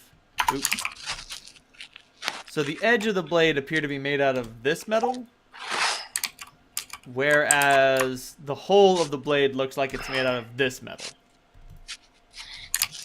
It looks ugly as shit. That being said, on the flip side, it also looks just, like, mean. It looks like silver. Cold iron and silver. Yeah, boy. Rivo gets it. Excellent. That'll be Demons, helpful. devils, it doesn't matter. It doesn't matter what your resistance is! Unfortunately, that does create a very teeny tiny minor problem where you don't know what you're dealing with. Like, there's a scene in The Order of the Stick where they're dealing with some sort of vaguely fiendish character, and one of the characters is like, well, I've got double shot, so I can fire 2 arrows at once. I'll just make 1 silver and 1 cold iron, and then whichever one goes in, I'll figure out that's the one that I need to use against this thing from now on. And she fires them both, and they both miraculously, like, break the skin, and she's like, fuck, I still don't know! Yeah, I Sounds did a about bunch of right. damage. Alright, who is looking for Auntie, and who is looking for Grub? And Rivo, I'll you're look for going to Grub. the Ivory Foot. Okay. So, I'll try. for the sake of simplicity, we will begin with Halt! Okay. Oh god, you're ragged. Yes. You just think... Yes, I am. You're wandering down the street, you're a little haggard, and you're just thinking, I was Gemma for 30 seconds. 30 seconds. And this is what it did to me. Yeah. Rode hard and put away wet. It was amazing, though. 30 seconds. We ain't talking about a game, we talking about practice. So you get to the tavern. I don't remember what it was called. It was the Wretched something. It was awful. I didn't write it down, actually. It was Don't. like the Terrible Day Tavern. And what I do remember is that the tavern across the street is like the Exalted Hare or something, and it's run by apparently an elf who you have not seen, and he and the guy who run this place hate each other.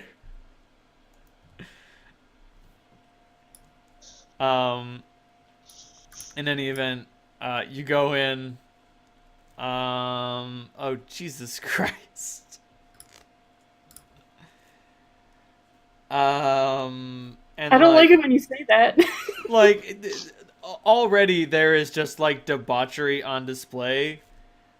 There is like a female dwarf who is like standing at she is like standing at a table but like leaned over it asleep. And there is a human lying underneath the table looking up her dress from between her legs. And Okay. there are 2 elves who appear to have fallen on hard times. And then there is another dude who looks like a rich boy who's slumming it. Okay. In any event, none of this has anything to do with you. And like that is this place at capacity. There are a couple of rooms upstairs. Great. I just go upstairs. There is so you go up the stairs, you circle around, and you look at the door. The door to Grub's room is closed, and there is a large burn mark on the floor. I'm gonna not step on the burn mark. Grub, Ah, are you still yeah, still what? in here? What do you want? Oh shit. Someone comes out. The door opens and Grub's fucking skinny, naked torso comes out, and he's like, "Hey, man, what's up?" We've been trying to reach you. Oh shit! What day Good to is see it? you haven't died. It's Oh. just been a day. Okay, good. Animal messenger. Oops. Oh no, that's the burn mark. Actually, that's not the burn mark. Oh good. That's what I was thinking. Sorry. And, like, the bird is just at his window, just like pecking on the window. And it's The just whole There's like, no, points there to the was window. no window in the room. I remember that. oh right, wait, never was mind. there? Never mind. Never mind. Then the bird is just at like when you get there, the bird is at the door, just pecking on the door, and it looks up at you plaintively, like, what do you want from me? What do you want? It's a cruel world, and you make it worse. You son of a bitch. Anyway, Well, I mean, luckily Holt doesn't speak birds, so thankfully you don't. it's just like peeping, and it's like, oh, that's cute. And like it hops up to Grub, and he like holds it and like takes the message off, and then it gratefully flies away. And he's just It like, probably shits on it in his hand if it can. no, it's not gonna push its luck that far. It saw the burn mark.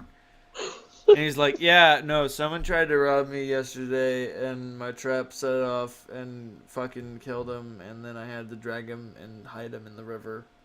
So that just took up a lot of my time. Oh, I'm sorry that happened. It's fine. I just okay. He just like he taps his arms and he's like, I know I got 2 tickets to the gun show, but being invisible and dragging a corpse like 800 feet is not my idea of a good time. Holt, you realize it would have taken him hours. Yeah. I mean, around here, you probably wouldn't have had to make yourself invisible. Yeah, I figured don't that think out anyone after cares. the second trigger. After it wore off the first time, I was like, oh shit, hey everyone, I'm just a skinny guy McMurderface, totally just killed a man, don't mind me. And then I went invisible again and nobody seemed to give a shit. And then after it wore off twice, I was like, yeah, you know what, fuck it, I ain't reaching into my pocket, it's too far. Holt does kind of laugh at that. The image is very funny. Like he's got got like his arms underhooked under whoever it is that he's dragging around, and he like the first time he becomes visible, he's like digging into his fucking sack, just like, ah god, let me get the thing. And then the second time he's like goes to remove his arm and like just sweat pouring down his body. He's like, nah, screw it. Well, gather up your things. We're getting set to leave. He snaps his fingers and his clothing like comes out of a chest, wraps itself around his body. He holds out his hand and his staff appears. Ready to rock. All right. Holt will lead the way back down the stairs, out of this awful tavern. It's pretty awful. And we'll head back in the way of the 9th and Hennepin, but there's some supplies that I would like to pick up. I will write it in the general chat. Woo! And I guess Grub can come on the field trip. Bum, bum, bum, bum, bum. Actually, I should have thought that Grub might want to see Auntie too. So Holt's not thinking of that. Yeah. Sorry. Yep. Oh wow. Okay. Rivo, you go to the Ivory Foot, correct? Mhm. I'm gonna tag along with him. Cool. Where, like, so how do you begin your search for aid? Where are my notes?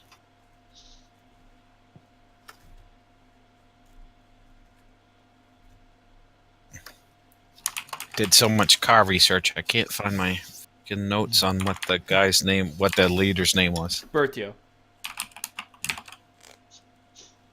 His name was Bertio.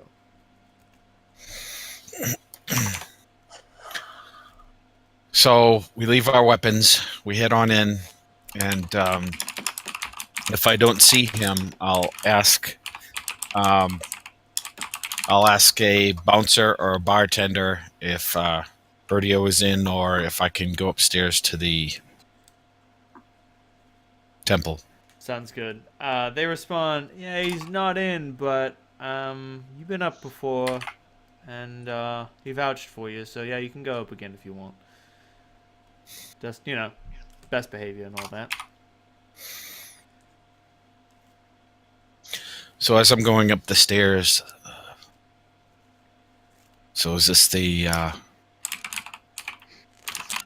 this place dedicated to the sun? Who do you ask? Just I'm someone asking who's nearby. Clementine. Oh, Basically, Yeah. and by the sun I'm meaning Mardu. right. The creator's son. Yeah, so it's kind of, your place.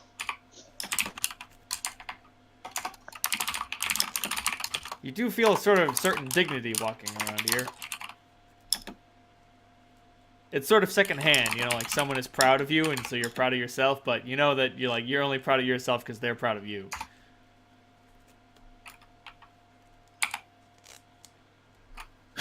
All right.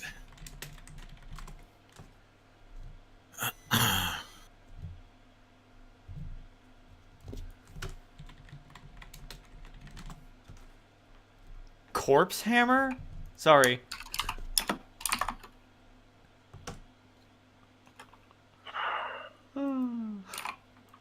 What the fuck is corpse hammer?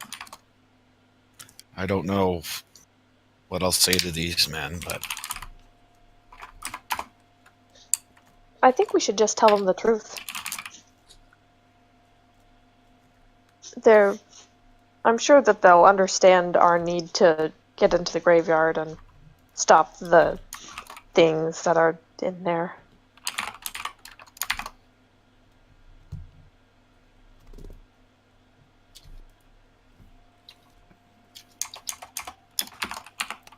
When you get there, somebody says, somebody who is part of the ritual that occurred yesterday is like, Rivo, do you need our assistance again?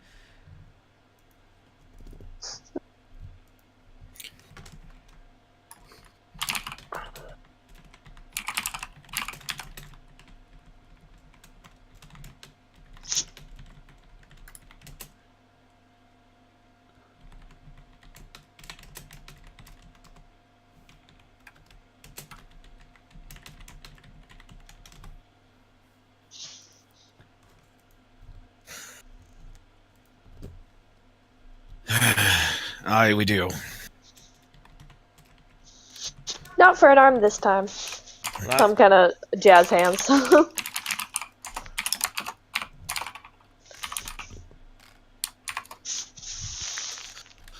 We're going into the graveyard of District. Oh. We see. Yeah. I suspect you'll want some support then. Exactly. Anything you can offer, I have a little coin. Well, it's a little more serious than that.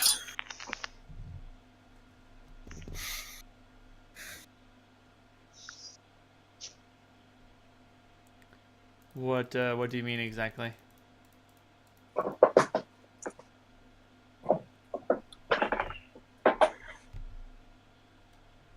You know of the war You know of what is to come?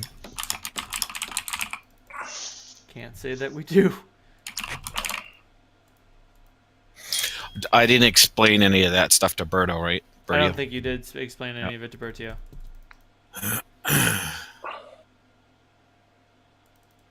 You know of the war in the Hell Jungle? I'm sorry, we don't. All the districts rallied, and we routed on the field a goblinoid force that was the vanguard. It was a scouting force. Most of the turmoil in the other districts is from this fallout.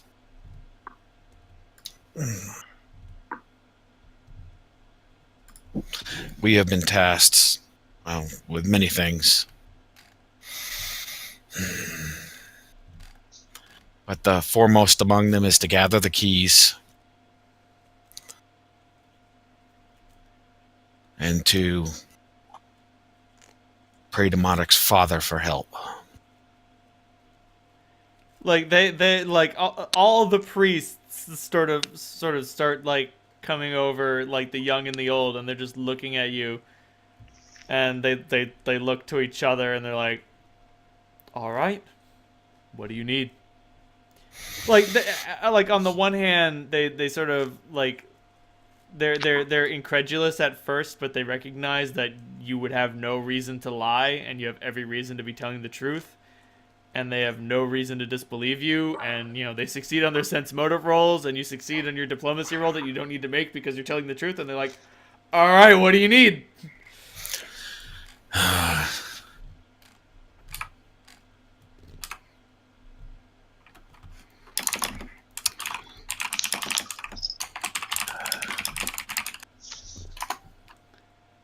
I am the son of pagans. I'm a dog of war that has been freed by your god. And I am forever grateful for that. I have not been blessed with the gift of tongues, for this is not my tongue that I speak to you in. And there are many things I don't know.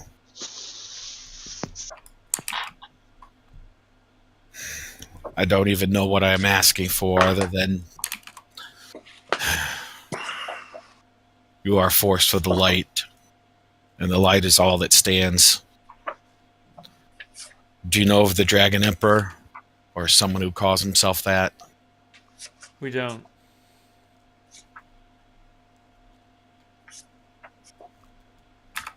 He went by the name of Jonathan Hersgrove at one, and now is grown beyond mortal power. Holy shit, you encapsulated it so well. He's grown beyond mortal power. Oh, fuck! Like, they look at you like shit has just gotten real. Just it's like, I can only describe it as what it is. Like, you know, an age-old order that's like, yep, and then someday we're gonna be called upon and we're gonna have to do some fucked up shit in order to save the world. Not fucked up as in, like, morally dubious, but, like, fucked up as in, like, it's gonna take a lot out of us, and that's why you gotta sign on the dotted line that says you'll be ready when the time comes. And the time is here! And they're like, oh, God, do I boil some water? What do I do? So I pull out the sword. For example, a heathen like me ran across a holy sword like this in the midst of the battle, and it called out to me.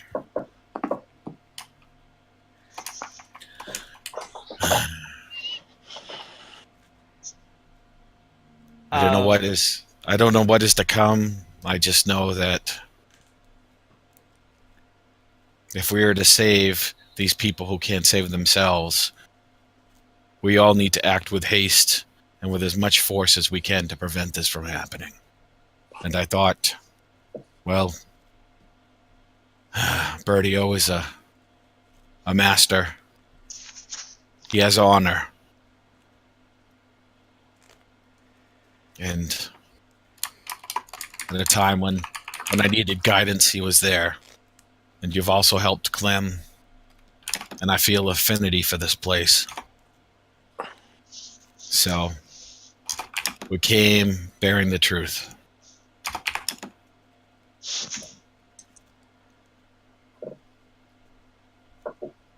We'll go get Bertio. First things first, everything we can spare. They come back with 10 potion bottles and a bunch of scrolls.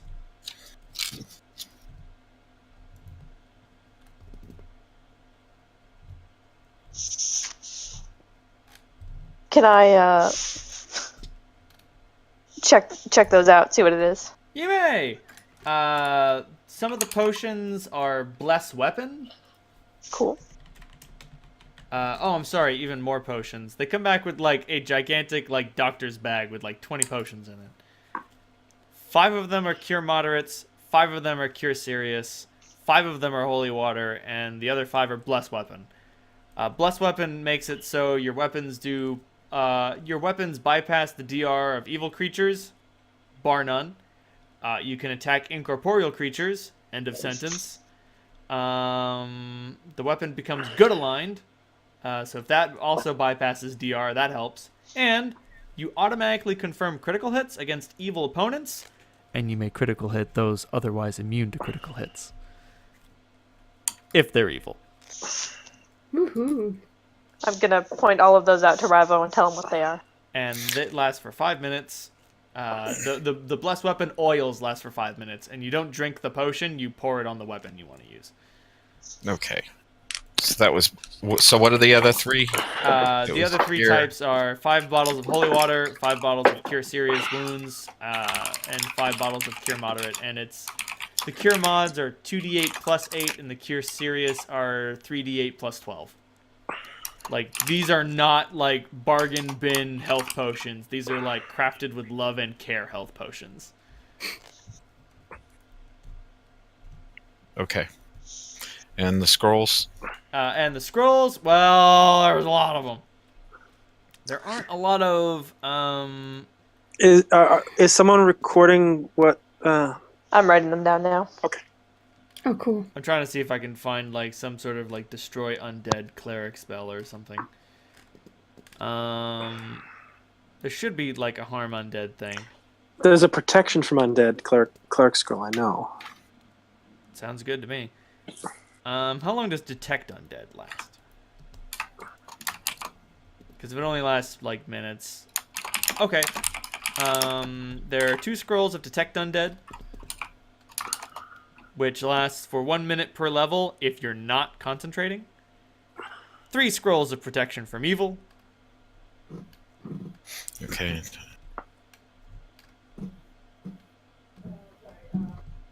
Okay. Trying to find some other 6 scrolls. Now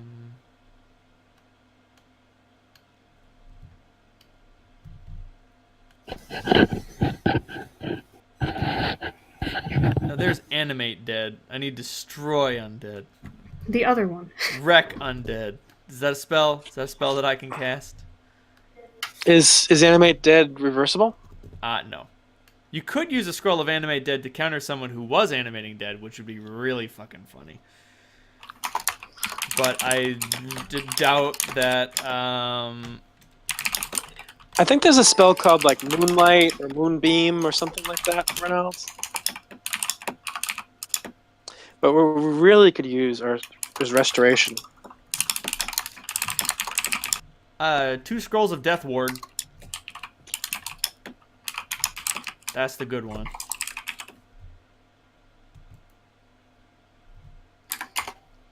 Oh, Jesus. What is this glyph of warding shit? It sounds like just the thing you want.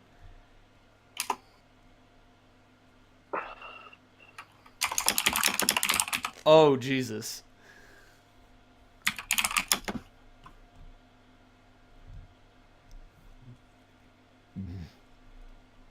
And there is one incredibly raggedy-ass, haggard-looking scroll of Glyph of Warding Greater. Like, this is like their ancient, long-sought scroll. Just like, yeah, we found it. We don't know what to do with it. We don't want to cast it and waste it. But if you say you need it, you can use it. The thing about the scroll is that it takes 10 minutes to cast, but it lasts Forever. And you guys set up a set of particular instructions. And then the ward will deal 10d8 points of damage to anything that does not follow those instructions. Like, not be evil. But say, like, you could just set it up over an area that's How like... large is the area? The area is only like a 5-foot square, but like those... It is more difficult to dash through those gates than it is to jump over those walls. I'm just saying, use it creatively. It also So in other words, we could find a crypt, secure it, and put it right in the front entrance, and have some place safe to sleep if we need to. That's definitely true. The big issue is that it takes 10 minutes to cast, so you're going to need to use some foresight. But yeah, that is actually not a bad use for it. Well, I mean, if we find out where the key is, we could consecrate the ground while we go looking for it. At least be able to secure the exit. Can this be cast upon a person? It cannot. Oh, my bad. It goes for my bad. It's a 5-foot square per level. So it goes for it's a 100-foot area in whatever area you decide to make it. Sweet. There's a save. They get a save for half damage. Oh, also they get spell resistance, but still, you could be like, oh nope, anyone who's in this 140 foot. No, it's not. It wouldn't be 140 foot. What is that in square feet? Ooh. I mean, I guess that is a 140 foot square foot area. I'm sorry, it's 14 times 5. I keep screwing up. So 100 square foot area. Just like, oh nope, everything here takes 10d6 points. Sorry, 10d8 points of damage every round until they leave. Get the fuck out. Oh god, why does it burn? I mean, eventually someone will dispel that ward, but like, that's like at least weeks down the line. Your average morgue or zombie is just gonna turn to dust. Serve as a warning to the rest. Well, Death Ward is definitely the spell we want.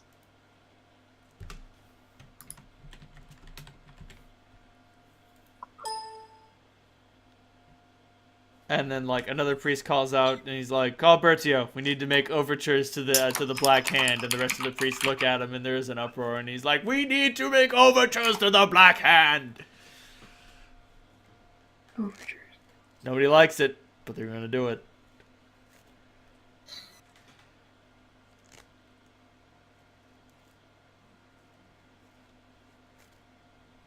Oh, What?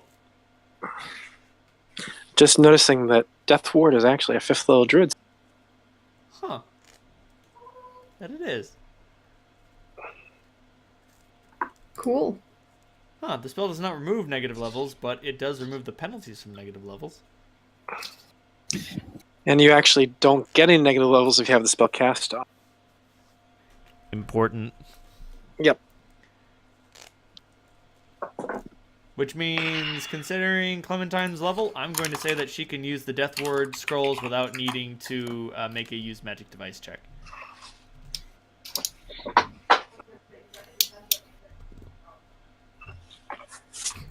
Anyway, is that it for the Ivory Foot? I thought we were supposed to discuss things with Bertio. If not, I mean, I'm, you know, as far as the story beat is concerned, I've kind of said what Riva would have to say. Right on. Molly, did you get those scrolls too? Did she get eaten by a wizard? Oops. Did you not transmitting? They're transmitting, but we're not receiving. Nothing. Nope. Okay. Just gonna restart Discord. Okay, it was 2 scrolls of Death Ward. Yep. And There are also like 2 scrolls of protection from evil. Solandra's writing them down. Oh, I already have them. I've got So, them, Pidge. just so we have them on the chat, so that we can. okay. So you got the 2 detect undead, 3 protection of evil, 2 death wards, 1 glyph of warding greater. 3 scrolls of protection from evil. 1 scroll detect undead. No, 2 scrolls detect undead. They are concentration, or if you're not using concentration, they will only last 1 minute. Nothing, Pidge. So I imagine if you're concentrating, you can keep that up longer. Yeah, it's only like if you're in combat or casting another spell or doing something like that, that starts taking time off the timer. But if you're just walking around keeping your eyes peeled for undead, That shit will last forever. Is that it? yep. Okay. But just remember, you have to sleep. They don't.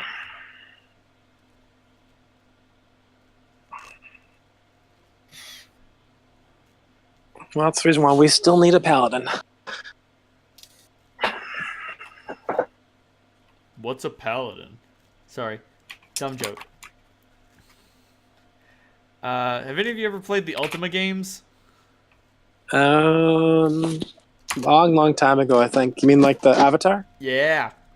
I don't remember the number of the last one that came out, but like, you talk to some witch before you go into Britannia, and she's like, Avatar, your knowledge of the land shall be great. But the game treats your character like he has no idea who or anything or what anything is. Like, he's constantly asking questions. And someone is like, oh yes, the paladins of the Order of the Light are in deep trouble right now. And your character's like, what's a paladin? But like, that's almost insulting to like, there's a character you meet earlier on in the series who is a paladin, and he's your bro for like 3 games. And like by the end of it, he goes to the Serpent's Isle and like gets driven insane by some crazy magic that causes him to slaughter a bunch of people. And when you bring him to his senses, he is so absolutely dejected by what has happened to him that he decides to destroy himself and become one of the Serpents of Order that keeps Britannia like spinning in the cosmos. And your stupid ass has the indignity to ask, What's a paladin? Like, such a fucking slap in the face. huh, now it says Clementine is transmitting, but nothing's coming through.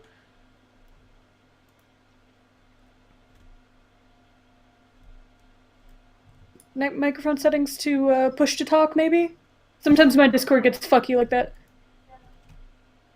Yeah, I think that at least a couple of times I had to reboot my system in order to get it to You might work. need to restart your computer, love. Oh no! Well, in the meantime, you can tell me if my shopping trip goes. But say, what you shopping for? I put a list in there. I need 3 flasks of Giant's Heart from Crash Test, my good old buddy. Oh shit! It's time for some Crash Test, baby! Isn't Crash Test like a fast-talking weird conspiracy buff? Yeah, he's like a weird conspiracy theorist, half-elf, jacked up on something with like a bunch of fucking muscly bodyguards in this tiny little apartment in a back alley. Sounds good. That goes by without like further ado. You knock on Crash Test's door and he's like, "Oh shit, man, hold! I heard things you've been doing good. I heard that you grew horns and turned into a demon king. Don't worry about it. You know what I say? You know, my grandpa turned into a demon once, and we didn't give a shit. I mean, he did kill Grandma Ellie, but whatever. Fuck it. The bitch deserved it. You know what I mean?" The So- cunt. so- 3 vials, please, Crash Test. Hulk's transformation is actually common knowledge. It's not common knowledge, but there is definitely some rumor? rumblings. Like, there is definitely a rumor that's going around, and like, certain people have latched onto that rumor more so than others. Crash Test is like his finger is on the pulse of gossip that goes around the city. You know, he gets every bent and crooked Charlie talking up a storm in his parlor. He hears things. Although you can tell by the way he's talking, he doesn't necessarily believe it. As far as he's concerned, you went on some sort of rampage or temper tantrum. I'm not going to dispel that rumor. Got it. And like you know, when someone says, "Yeah, Holt turned into a demon," people are like, "What? You mean he went on a bender?" Like that happens to everybody eventually. I mean, I know he's a stand-up guy, but it was only a matter of time before he cracked. That being said, yeah, he hooks you up with 3 flasks of Giant Heart for the usual price. Okay, cool. Bye, Pitch. There's some other things that I need. I need more soap. I want to buy another bottle of cologne. Get some actual rations that aren't granola from a magical bag. And a bouquet of flowers. For reasons. Yeah, for reasons. You find all these things. How much does a cure paralysis potion cost? I have no idea. 300 gold pieces. I was just looking for it. Oh, yep. So you can get 2 cure paralysis potions and 2 antitoxins or anti-plagues. Like, well, one of each or 2 of one. Alright, I'll get 2 anti-plagues and 2 anti-paralysis potions. I find that the delightful thing about a cure paralysis potion is that the person who's afflicted can't use it. Yep. As Clementine and Solandra found. There's the 2 of us who got paralyzed, right? Oh, is Molly still? Yeah, she's still fucked. She does not exist right now. I'm sorry. You're calling for a friend who doesn't exist. Please save me from this awful hellscape. The ride never ends. Anyway, Yeah. Was Holt licked by the morgue? I can't remember. I think it like tried to lick him a lot, but just had no effect. It couldn't break my armor class. I think it licked me once and my fortitude save was good enough. Yeah. Morgues, am I right? I mean, you got what you wanted. You got the hate marrow. You made a deal with a shady witch.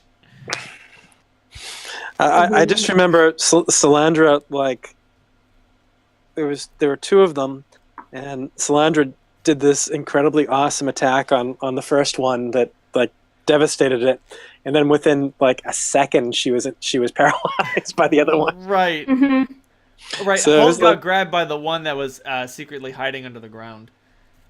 Yeah. So that was the thrill of victory and the agony of defeat, all really, really close together. Within 10 seconds. Yeah, boy, I'm gonna hit you so hard, your mama's gonna feel it. And then down you go. So yes, Holt, your shopping is absolutely successful. Solandra, how goes your auntie hunt? Every time I've gone through District 4, I've made an effort to like buy stuff for kids, and giving them food, and tried to make give them some cash and some coin out. Haven't really done it for a particular to get the advantage out of it, but I figure as I'm continuing to do it, I might as well see if any of my friends can help out. That is a great idea. Unfortunately, gather information is no longer a skill, and I don't know what you're supposed to do instead of that. Well, my best social skill is intimidate. Do not try I don't think I want to use that. intimidate the children. Okay. You use diplomacy to gather information now. All right, roll diplomacy at a +6 bonus.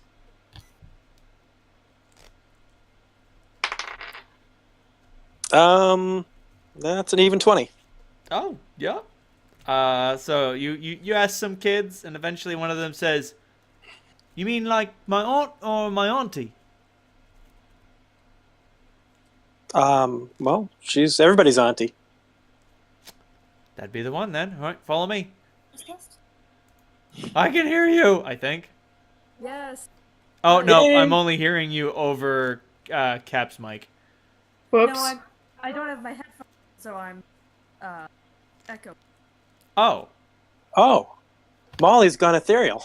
Ah! Let me mute Cap real quick. Try talking again. Test. I can hear you now. Yeah, see? It's delightful. Yeah, I'm on my phone. Okay. I'll make sure my door's actually closed. Okay. No worries. All right then. Oh god, now I can hear Cap over your line. Oh, that's because Cap is in the room with me. I know, but Cap still, just left. life is suffering. Okay, Cap has closed all the doors. Life is suffering and no one understands. Anyway. So yes, the urchin leads you through the streets There we go. until you come to like a rather like Is it just me, or there's some vast irony in the fact that having the two of you guys in the same space makes communication more difficult? Yes. Nothing can ever be easy. nothing. All right, sorry. Urchin leading. Right. The urchin leads you to like a rather comfortable looking home. And he just sort of like looks at you and looks at the door and like kind of doesn't know what to do. I'll toss those here. Slip him some coppers. Ooh. And I'm gonna go get some bread and penny candy. well, I already probably gave him some food to start off with, so. Then just candy. Mhm. Candy and water. Did you replace our rations with drugs and candy? What do you mean replace? Yeah, I love her. It's so good. Anyway, what do you do? I'll knock on the door. The door opens, locked by a chain, and just like there's a happy oh, and then the chain comes off the latch, and the door opens, and there's a big old auntie, and before you even say hello, she's already wrapped you in a big old hug. I will like stiffen for a second, and then I'll return the hug. Fucking Gravity Falls. Ironic sibling hug? No. Authentic sibling hug. Pat. What's up, bro? The odd thing is Salandra was going to hug her, but she's like, Salandra, as I think Cap showed the appropriate picture of, Salandra has a lot in common with one of those little cat. What do they call those cats? The ones that are kind of creepy and scary looking. Like the Sphinx cats? Sphinx cat, yeah. Yeah. And she wraps you in a big old hug, and she's like, "My sake, girl, it's been so long since I've seen you." Oh, well, it seems like it. I don't think it really has been all that long. Feels like a million years, though. Salandra, it's been months. Fuck. Jeez, yeah, I guess we were wandering through the whole jungle for a long time. You guys were down there forever.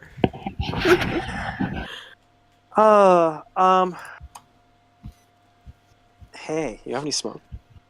Of course I do, girl. Of course I do. Come in. I should take you back to see Grub. I'm sure he will see you, but that's something I'm just gonna fuck with discretion and just tell you everything that's going on. We saw Gunner again. That much I know. He came by to visit you too. That he did. So, next up for us is the graveyard. And then things get worse. Fuck. You're looking for Drax's tomb. Drax's tomb? That you are? Well, I guess fucking glad I stopped by to see you then. We were kind of planning on just wandering around the graveyard until we found the damn thing. She rolls one for you and already has one for herself.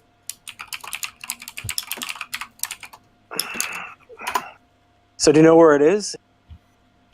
At least a vague area.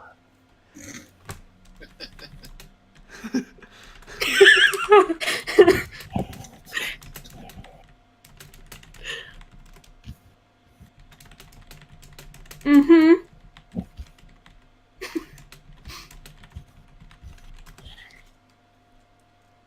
Oh yeah. It gets worse because the character who I based the name on is a character unrelated to this event in this setting. Fantastic. That was my little side carry-on.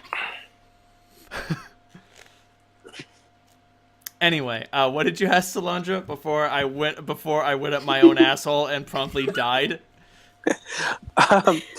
Salandra asked if Auntie knew where the Drax's tomb was. Can't say. To recap. Can't say I know that much. Definitely around the center line. More close to the inside. Based on when I think he died. So he's not going to be around the edges. You're going to have to go in deep. So I guess, do you have anything that can help? Any magic, any advice, any tricks? Because this is going to be probably worse than anything we've fucking done yet, which is saying something at this point, considering what we've done. I think I got a couple of things for you. Just a few precious stones. And she pulls out some magic rocks.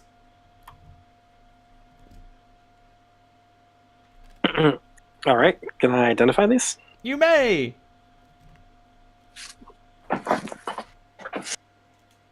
Alright. Spellcraft. Unicorn balls. Dead unicorn. First one is a 28, I think. You can just roll the 28 and it's good enough for all of them. These are ion stones. Oh. Auntie, you sure you can afford to let these go? She just looks at you like if she had glasses, she'd bring them down to her nose and look at you over them. Girl, Fuck. I found these for you all. So what type of ion stones are we dealing with? Not particularly strong ones. They're useful, but not particularly strong. We've got a flawed pearly white spindle. We have a cracked pale lavender.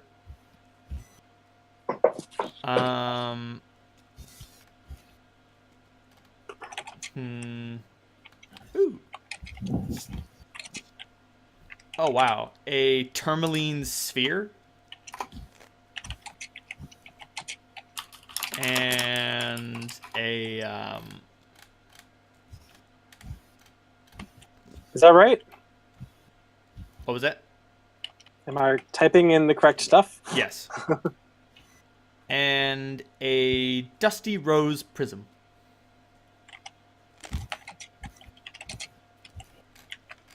Oh, Rivo's gonna fucking love having one of these. And I said that you haven't met Rivo yet. I said that with a lot of irony. She nods and like almost with knowing, she's like, if he is the way I think he is, I suspect so. So the pale lavender ellipsoid of a cracked variety absorbs all spells of first level or lower. There's supposed to be a limit on how many spells it can absorb, but I'm gonna say fuck that. Somebody hits you with a magic missile? Nope. Didn't happen. I mean, being immune to first level spells isn't great, but whatever.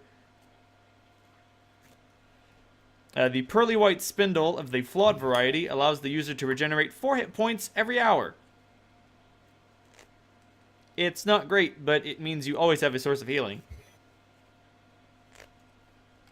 Pearly white spindle. All right, yes, that's the first one. The tourmaline sphere makes it so you double the number of hit points required for you to die. And The Dusty Rose Prism gives a +1 inside bonus to armor. yeah, dude. These aren't the most valuable ion stones in the world, but hey, whatever. They're better than the fucking iron stones we have. Which is none. That being said, of course, use with care. There we go. If you've got like 12 ion stones floating around your head, you're just gonna look like an asshole. Like, shit, you look like an asshole with one floating around your head.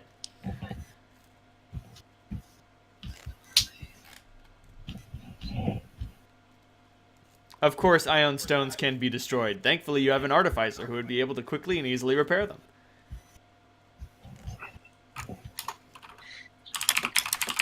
I was kind of hoping one of these would be the one that stores spells, but No, sorry, I'm not gonna give you that good an artifact for free. yep. Womp womp.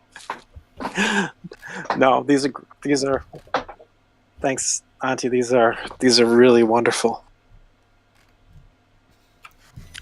Do you want to go back and meet the new additions? I suspect that'd be for the best. Okay. Oh Christ, the pale orange rhomboid. Baby Jesus. Once per day, it just prevents death. That sounds good. That does sound good. Good thing you ain't got one. Darn. Oh god, and apparently you can just implant Yon stones into your body, and it just sort of warbles around in your torso. That sounds uncomfortable. It's incredibly uncomfortable. Anyway.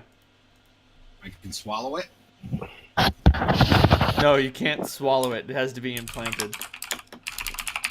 That'd be kind You of don't want funny. to try and poop an ion stone.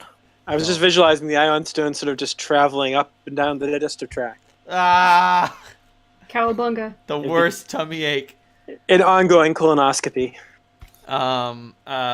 What is the stranger meme in reference to? Oh, he's a fucking Sphinx cat. Oh! That's what I thought of when Solandra said that. Yup, that's Crash Test, alright. Clingy, fickle, misleading. Yeah, that's definitely him. Yeah, I remember you had a meme of a setter type dog, like a dark setter type dog, and in a Sphinx cat Yeah. together, which was very cute. I'm full of cute animal memes. Anyway. So, Ooh, I wonder what the nacreous gray sphere is. what the fuck? Anyway, fucking Eon stones. How do you even pronounce that? Eon? How do you spell it? I-O-U-N. Eon. Eon. Okay. Still. Christ.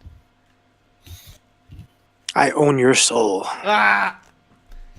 So, do y'all return to the 9th and Hennepin after your various shoppings and supply runs? Yes.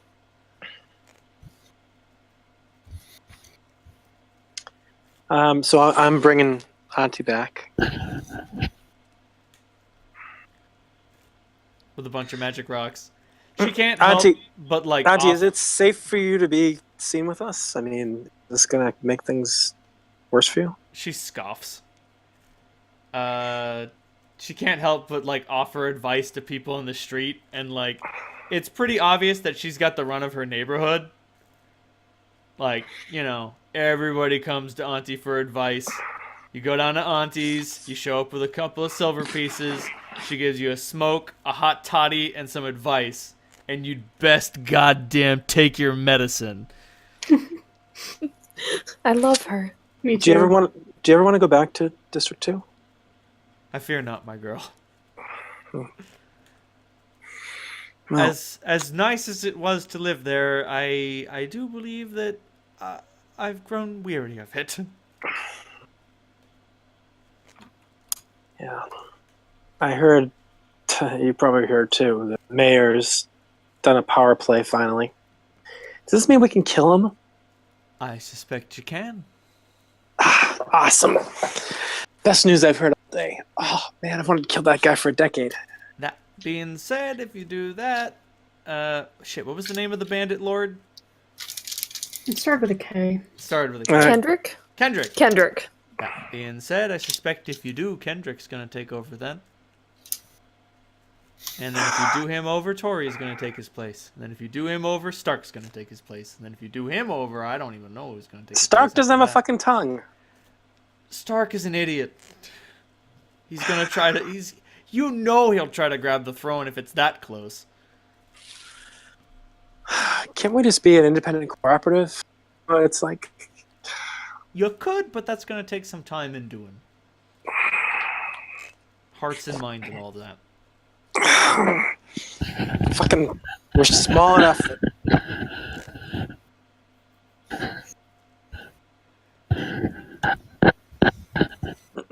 Salander is definitively a socialist. Woo! All right, walk back with Auntie. Trying to hear all the latest gossip and kind of telling her, well, things kind of sucked since last time we saw you. No. It's not that things sucked. They always sucked. You just know how much they suck now. That's a good perspective on it. Yeah, things suck now, and they're kind of my fucking responsibility. There we go. That's So the problem. things sucks a lot less when it's not your job. Well, not just my job. It's all of our jobs, so... Well, there used to be a whole lot more people trying to hold this together, and then they just sort of gave up. So it's up to... What a fucking bunch of mutts we are. And Rivo, Clementine, Grub, Holt, Toby, as you're all hanging out at the 9th and Hennepin, Salandra comes to the door with a doddering old woman in tow. Not doddering, but, you know, she is old and she's got a bit of a waddle to her. Oh, hi, Auntie. It's good to see you. Holy shit. Rivo, this is like the second oldest person you've ever seen in your life next to Lobo. Lobo's like 50-something, and for an orc, that's a death sentence. I don't know why, but I just started fucking shipping Lobo and Auntie. It's just like... Adorable. Tragic. It's tragedorable. A big tragedy. Never work. Oh, hey, Auntie, I think you know everybody else, and, you know, Grub, obviously. This is Rivo. He's... he's joined our little company since the last time you were with us. Oh, he grew up under Connor, so... I nod to her. Respectfully kind of bow. She gives you a little nod, but goes around the circle a bit first. She goes over to Grub and she's just like, "You been sleeping?" And he's like, "You know damn well I ain't been sleeping." And she's like, "Well then stop. Then go to bed." And he's like, "Well, it's not that easy." And she slaps him in the face. Like, just slaps him in the face and just gives him the death glare. And like he sheepishly just sort of backs away from her. And she goes over to Clem and examines your arm. Back on, good as new? Mm-hmm. Good. Glad you grew a new one. Me too. Makes flying a lot easier. The tadpole weren't exactly dead in the old one. Oh. And she just, like, looks you over and gives you an examination. You know, checks out your teeth and such. And she's like, "Good work, girl." Goes over to Holt. Thanks. Feeling a little less guilty now? No. Good.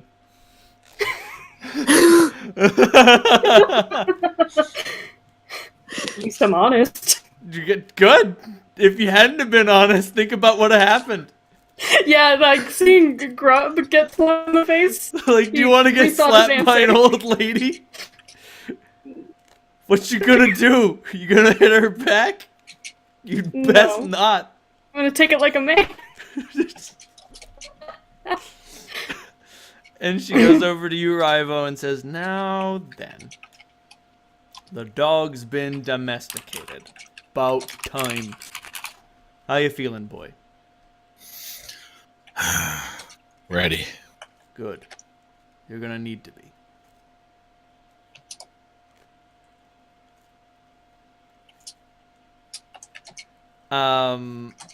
She holds out her hands as if to take yours.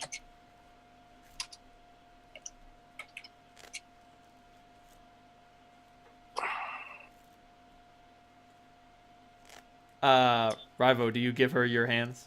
Oh yeah. Oh, I thought she was somebody else. Yeah. Oh, no. She just sort of traces your palms a bit and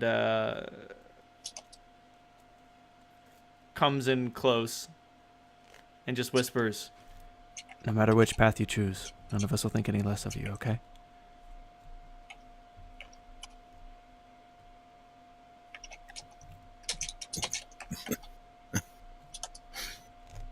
You're coming to a crossroads, barreling down fast. You gotta make a choice, but it don't matter which one you make, alright? Okay. Good. and she gives you like an affectionate like pat on the cheek.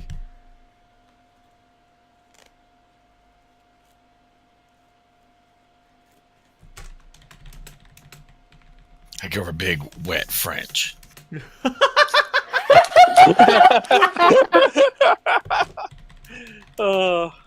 Not. Yeah, I know.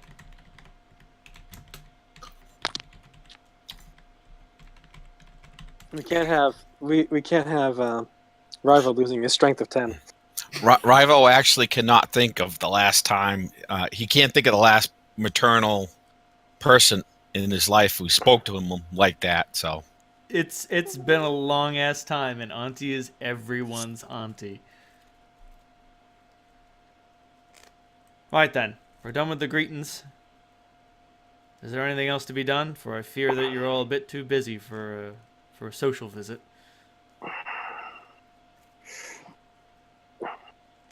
Gotta admit that it helps a little bit that you think we might be on the right fucking track here, because sometimes I feel like we're just being played out on a string.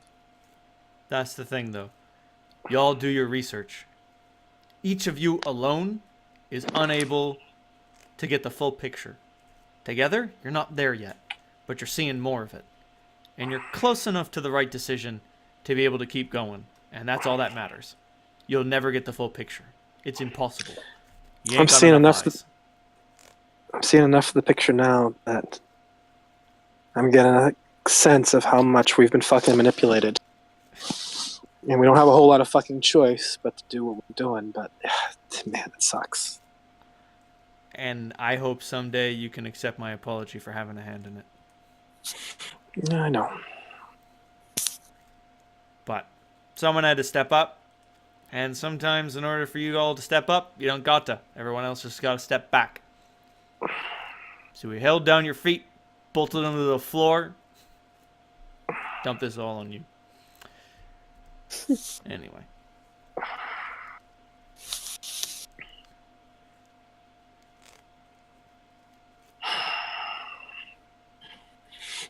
Well, jeez.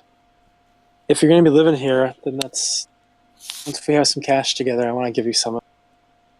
But, You're going to need it more than me. well, for the kids. All right.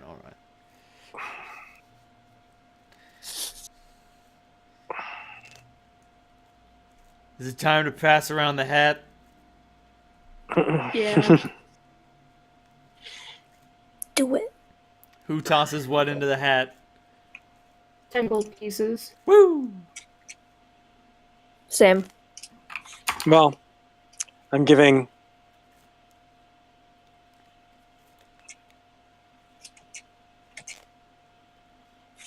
Can you use that? I can find a use for it. I already converted most of my gold. That's fine. That's fine. You've done more than enough.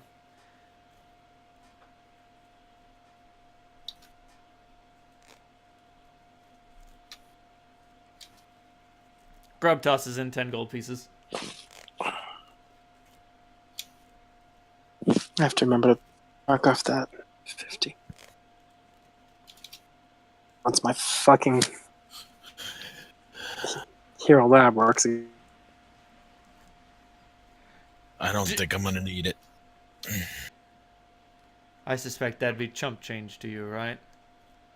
Someday you're gonna look back on this day and think, maybe I shouldn't have not have, but that's far on yet. And true to her word, she puts it all in her hat, in her large sun hat, and puts the hat on her head. You ever heard a hat jingle? You do today. Right then. I'll put this to good use.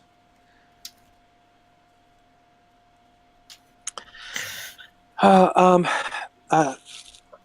should also say that Auntie gave us some gifts. She hasn't been idle while we've been away, and I put the ion stones on the table. Oh, wow. You'd be surprised what you find if you can tell the treasure hunters where to find it. What the hell is that noise? Is that a cat? Is something on fire? No, that was a little guy. Yep. He was smelling the mic. Oh, it was a sniffing. There was a snuffling noise. So Auntie says, you'd be surprised what you can find down in the deep tunnels, especially if you tell the treasure hunters where to find it. More so, you'd be surprised to see that there are some honest treasure hunters left in the world bazaar. Look, fate hurt at that. Oh, come now. She looks at you and just says, I've been ripped off more than once. Only been living here for a few months. I tell them to bring me something back for them, and they never show. And I know they're out there, spending coin like it's on fire. District 4 is a special brand of karma that will catch up to them. It's flawed, cracked. That's Hey, what I like hey. What? Oh no, I'm just referring to the stones. Just the stones.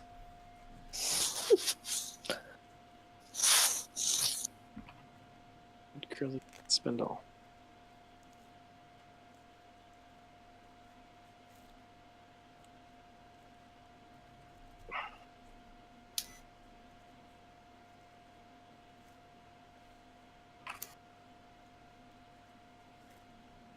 Oh, pearly white spindle. Pardon me. Do you need to know what they all do? Yeah, I'm just looking them up right now. The dark greed rhomboid. Immediately notice anything poisonous within 5 feet of you. What? I don't think we have a dark green heart. You don't. I'm just pointing out the ones with the weirdest fucked up effects.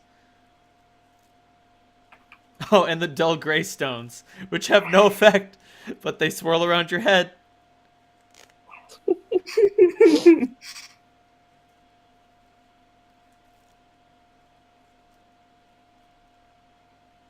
Oh, Jesus. And the flawed emerald ellipsoid? 5 temporary hit points and 1 negative level. Oh.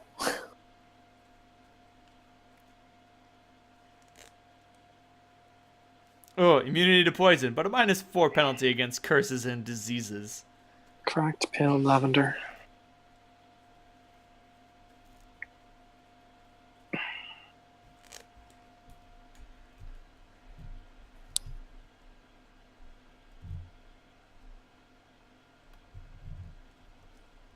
Oh, interesting. All right, so the cracked is a lesser effect, and the flawed is generally like a negative effect. Right. Oh, okay. Like a flawed blue sphere makes it so the creature can survive without air, but is always staggered. So like you're constantly short on breath, but you always have enough air to survive.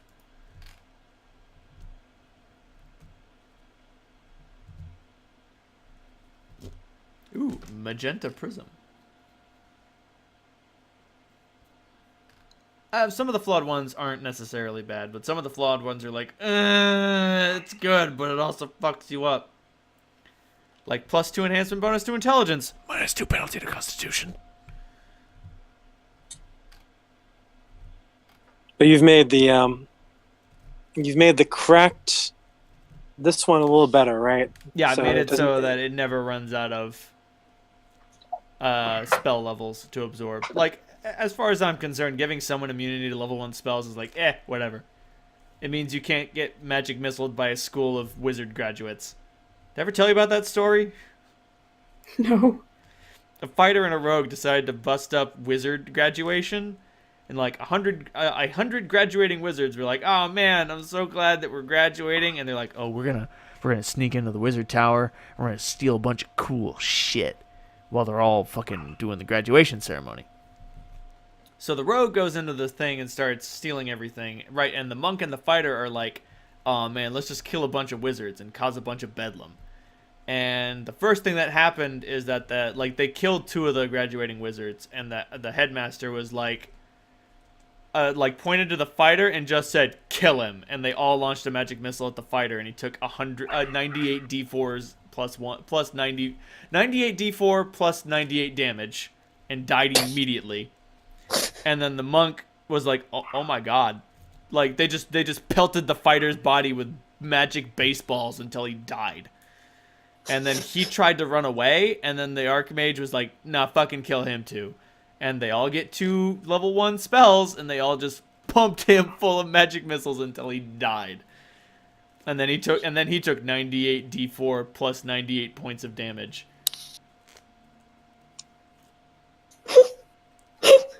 Oops. I suppose these things happen. Like, what do you do when 98 wizards cast magic missile on you? You You die. fucking die, that's what. Because, like, magic missile never misses. It's got a range of 110 feet. Yeah, sure, it only does 1d4 plus 1 points of force damage, but fuck it.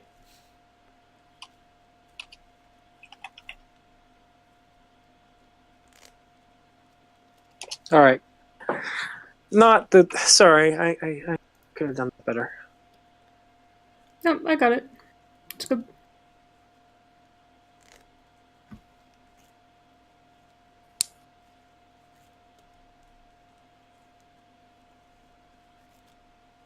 I've altered some of the powers. The not dying one doubles your negative hit point pool, just to make it more interesting. Rather than adding 2 hit points to the pool, it doubles it. The regeneration one works normally.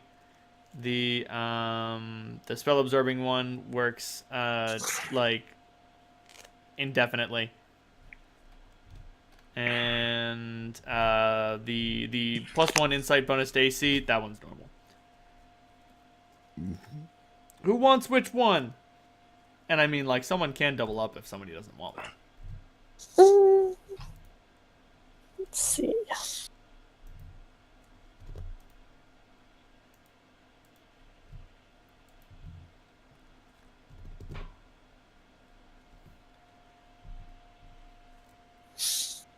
All you squishies, go ahead.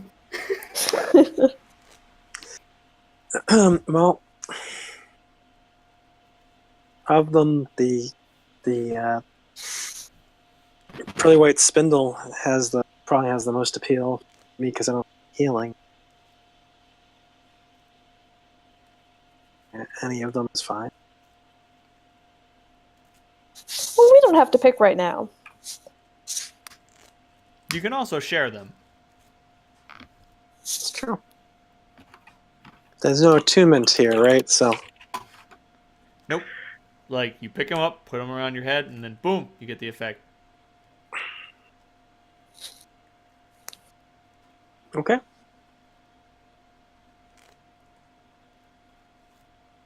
That's handy if we're out of healing spells and we want to sleep. The tricky thing about Eon Stones, though, is that, like, they can be disrupted by being hit with an attack. Well, I'd say that the regenerative one is a good one to leave in a pocket somewhere and not use except when you're actually actively trying to heal. It's too slow to be useful in combat. Right. And just remember, it's regeneration, not fast healing. You can Right. you all now have access to something that can recover severed limbs. Very, very slowly. I should comment that it's like borderline agonizing how slow it is. Yeah. So I mean, even at 8 hours, that is 32 hit points. But hey, it's better than you get from just a night's sleep. Strictly superior. Yep. Okay. Cool. All right, everyone, what's on the docket? I think, well, Auntie, would you happen to know the best gate out of here? We're looking We don't for, need a gate. Oh, you want to take the Eagles? Why not? How subtle can we be with the Eagles? Not at all. Because Not very. do you want to fly the Eagles straight to your family? That's a good question. I mean, they're giant eagles, but it's, you know, a lot of it's going to be going through like forests and farmland.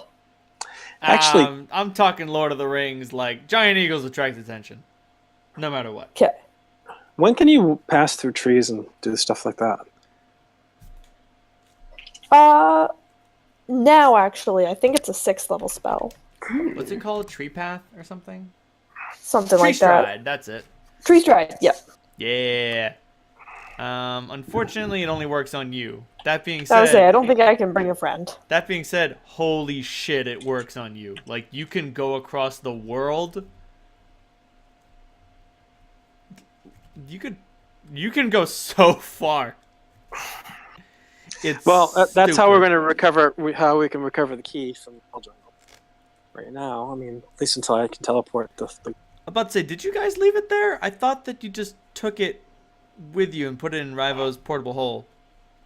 No, there's the one that's the one that we recovered from Auntie's dig is now sitting around 300 feet below the temple, near the wall of the temple, which was radiating magic. Because again, the whole temple was radiating magic, and the idea was that we would seal it sort of up against the background noise. Got it. And so Clementine turned into an earth elemental and deposited there. Well, I think you're being a little paranoid, but whatever. I have mine. How many of these keys are there? 4? 4. One for each of us. Grobe comments, you mean I don't get one? I think you're the door. Oh. That makes sense.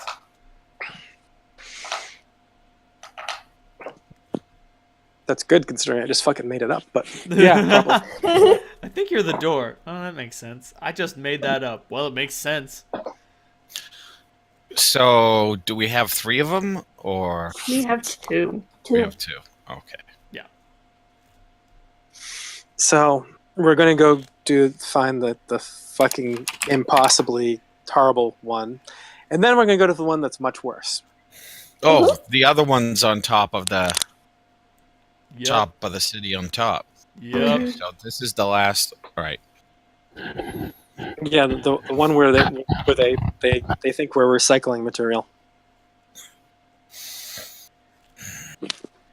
Auntie just comments, waste not, want. Yeah, it's the fucking recycling my soul bit that I'm not too happy about. The GM says, it's just a modest proposal. Hey, babe.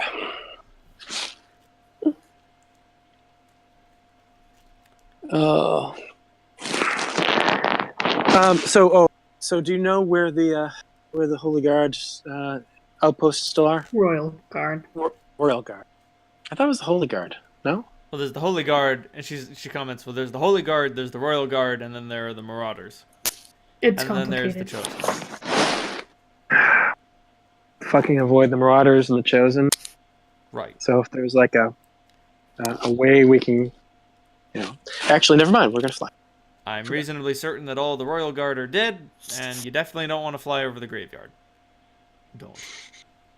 Yeah. Just don't. You know what? Don't fly near it either. Don't. How near is near? If you could spit on the gate, don't. All right. Think of it like a big cloud made out of ghosts that hate you. Okay, that makes sense. And I mean, they don't gotta possess you. They just need to possess your eagle. Oh. I see. And then she just makes a whistling noise like... Dump.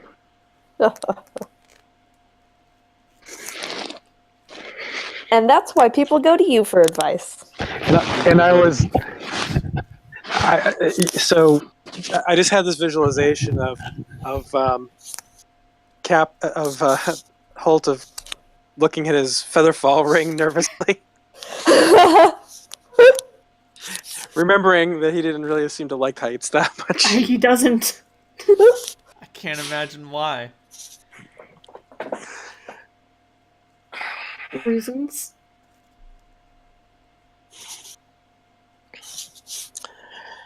Well, we can still use the eagles to get over the wall, and then hoof it to your farm as discreetly as we can with Grub's cloaking device. Sure. I don't think the cloaking device hopefully won't be necessary, but we've got it if we need it. He's like, Yeah. every little bit helps. You don't know who's patrolling the roads. Mm. Fucking fascists. Yep, fuck them.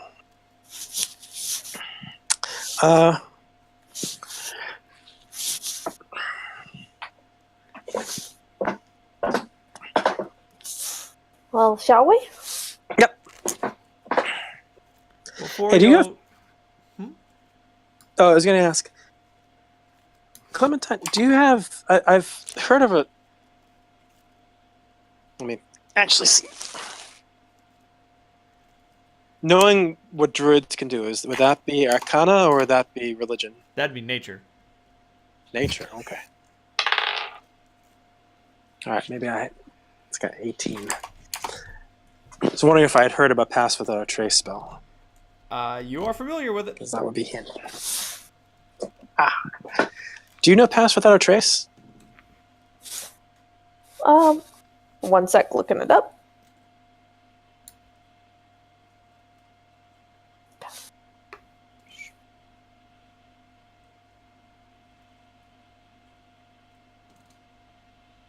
Yeah, I mean, I can cast it on you. I don't leave a trail anyway. Perks of the job.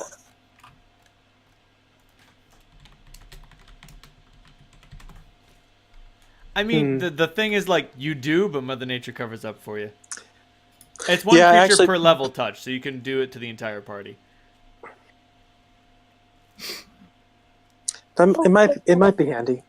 Sorry, 5th edition Pass Without a Trace is so much more awesome. Oh, what does it do in 5th edition? Plus 10 to your stealth rolls. Damn! Ooh. Whoa. Yeah. Yeah, it makes life a lot easier.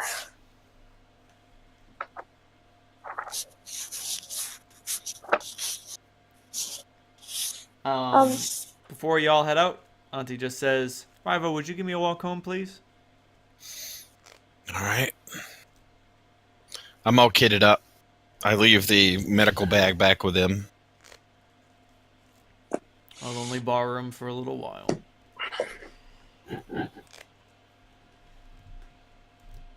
And she wraps her arm around yours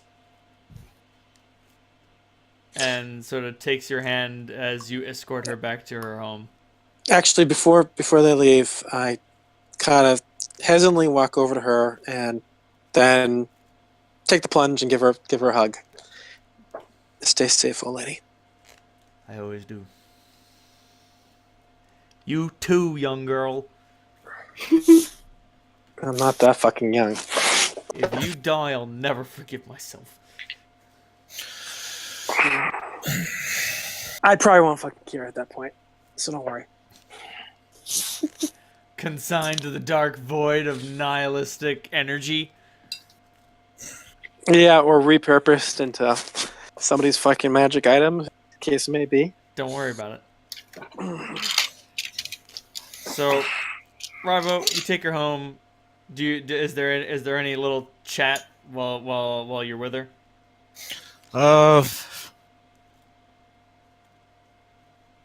He's busy really making learning so that he can get back to the freaking tavern. That makes sense. He's never been here before.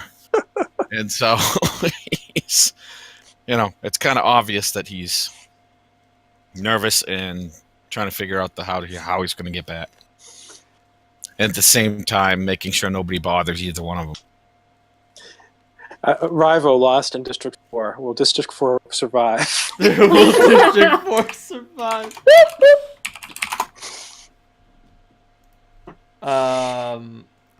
There's a magic card for this. Of course there is. Of course there is.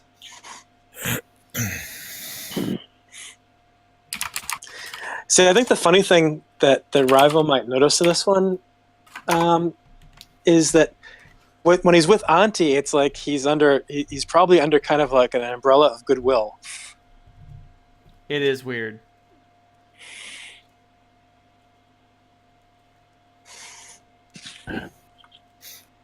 It's like you pass these dangerous-looking gang members, and it's like, hi, Auntie.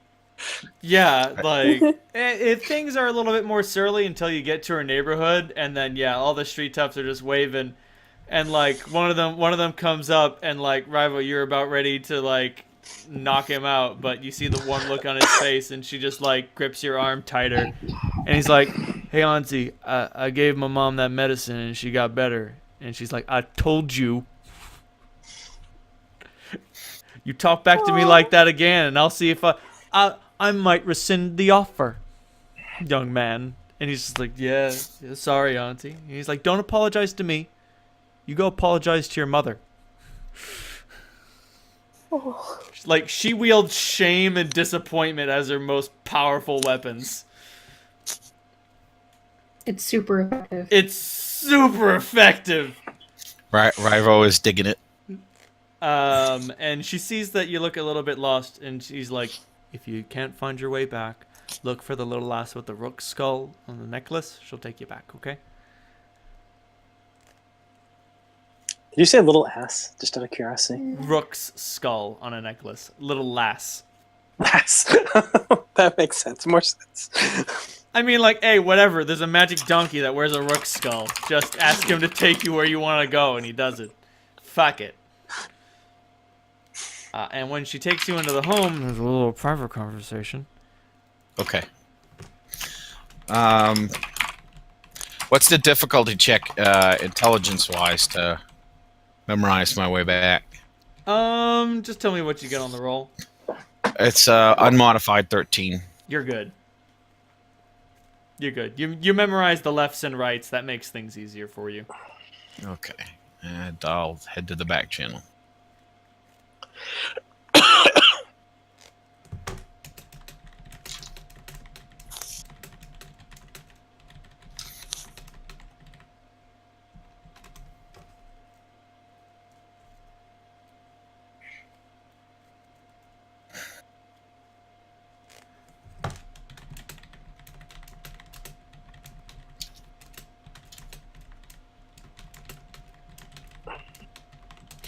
Molly, what's Clementine's armor class? One moment. 16. Yeah, I think you probably want to. Yeah.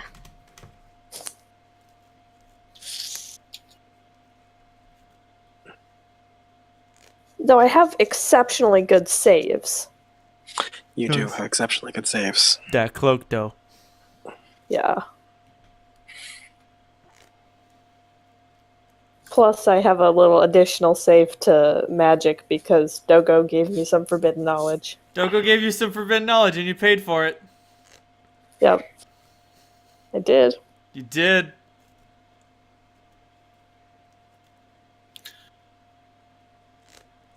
That delicious Irigo haze. Just let it wash over you. Feels good.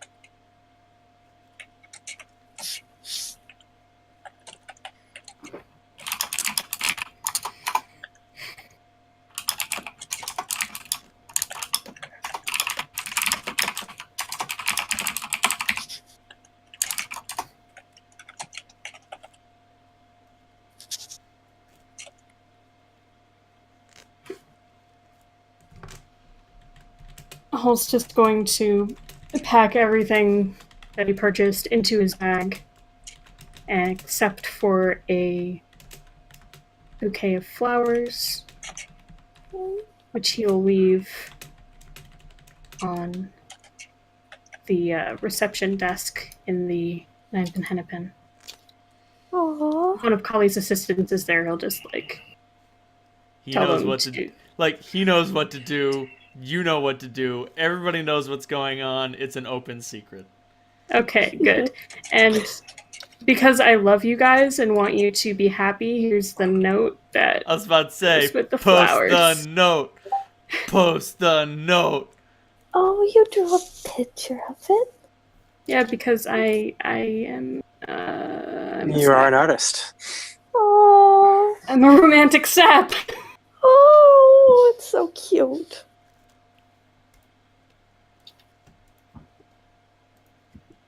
Is that your sigil? That's awesome.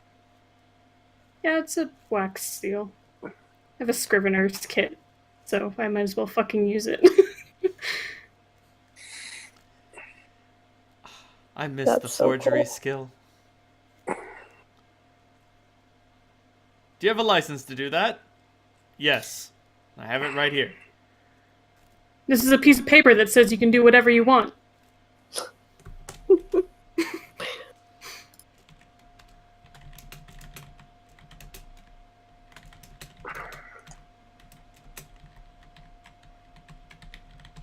I'm gonna say while we're waiting, I'm gonna have breakfast, and also get Holt a healthy breakfast. Holt's Healthy like, bacon and breakfast. eggs, that's Oh, healthy, jeez. right? And you're like, no, you need fruit, Holt. Of course.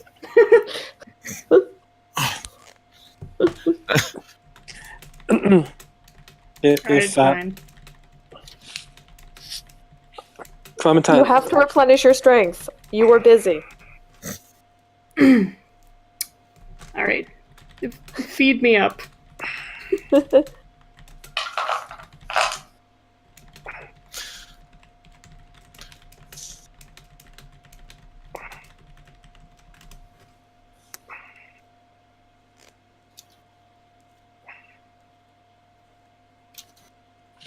oh, do you guys want to try one of Auntie's cigarettes? Yeah. She's got a really nice blend. Ah, Is it one of her special cigarettes or just one of her fine tobaccos? Well, Solandra likes the fine tobaccos better, but Auntie probably gave her like at least one of the special ones. Definitely. is this where the frickin' whisper comes from? Ooh, that looks good, No, actually. No. it's something similar. Oh, okay. That being said, you might want to have Clementine take the special cigarette. She'll probably be the one who's able to sift through it the best. Hell yeah.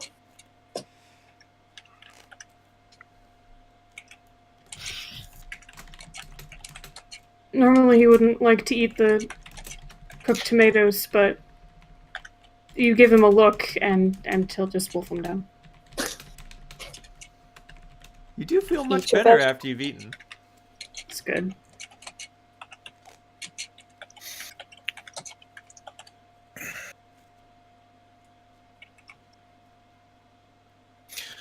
How much is in the tin, Reynold? There's probably enough for a cup for everyone. Okay.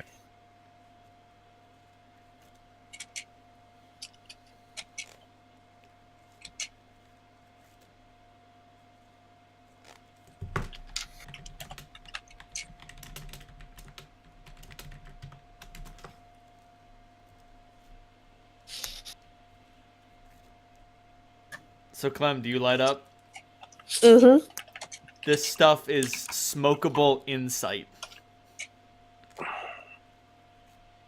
Yes. It can't tell you anything you don't know, but it can, like, in the same way that Sherlock Holmes can put together shit that you're like, that has nothing to do with each other, but if you knew more, it would make perfect sense. That's what this stuff does.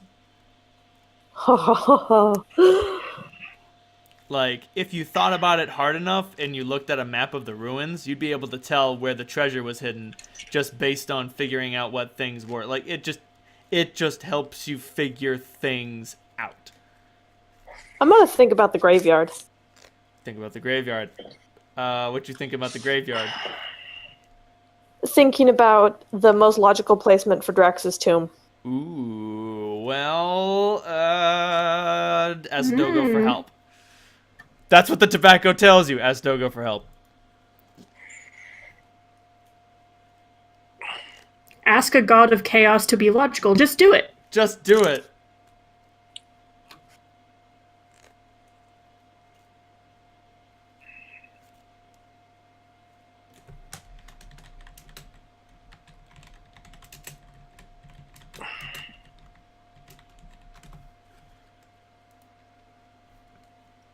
Just do it. Don't worry about it. What could possibly go wrong?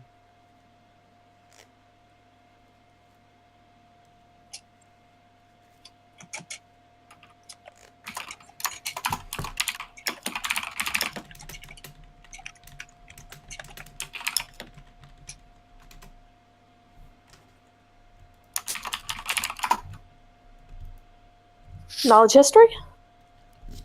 Roll knowledge history. Ooh. Oh yeah, baby, natural 20. For a total of? For a total of, where am I?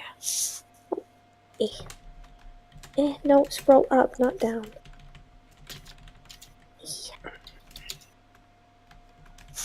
28? Jesus. It goes up with your level. Oh shit, really? Yeah. Oh, you have that. That's you have on She has an Circlet. encyclopedic headband. Yeah. is it, if it's an int ba- well, So Yeah, it's so it's your- intelligence plus your level plus your roll. Oh shit, okay. So it would actually be 32. Yeah.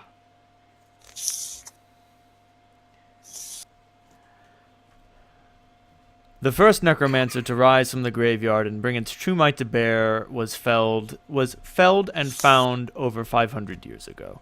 They interred him in the graveyard itself as some sort of perverse warning to those who would follow in his footsteps, heedless and helpless before the curse that he would bring.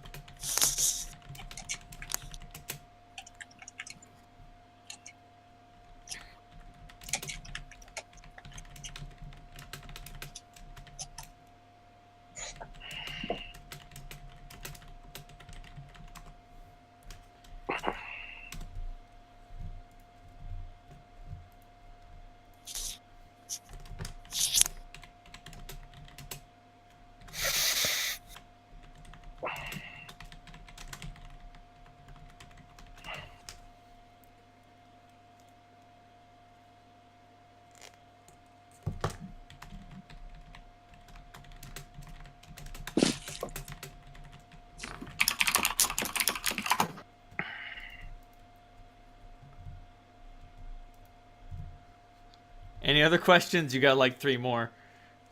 Oh shit! Seriously? Yeah. I mean, it's a long cigarette. Hmm.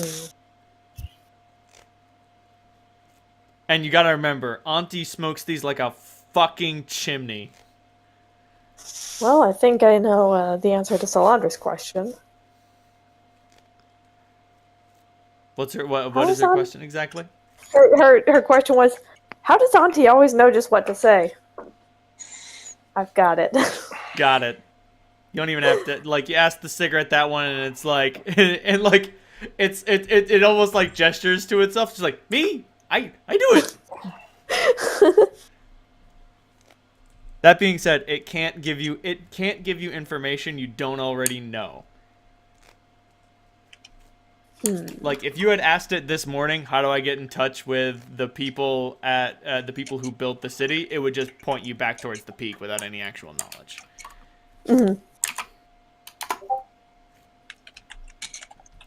Okay. Next question. Along the path of glory, reach level 1. Oh, there we go. Another natural 20. Have great dice rolls. Anyone have diamonds? A PC dies. I mean, it could be worse. Get total party killed. I'm a bit disappointed. Seduce the enemy. Don't seduce it. Don't seduce it this time. Kill a dragon. Skeletal middle finger. Kill a lich. And then we got Is the that levels. the achievement we're going for? No strangers to monsters. It's time to fight dragons. I take vacations in hell and beyond immortal. Rock bottom as a Dow. Go broke. Pacifist in training. Deal no damage for an entire fight. Explorers or missionaries? Converted NPC. I actually didn't really know how relatively badass we were until we were fighting the war in the Hell Jungle, and saw like the leaders of the armies. It's just like, wow. Yeah. Sorry, and I'm like going by conventional, understandable like NPC rules based simply on population size and talent and skills available.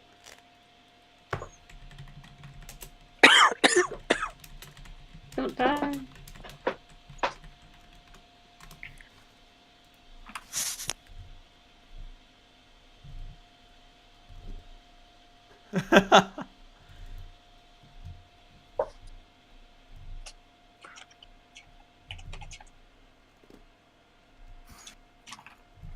Oh god, what is this image?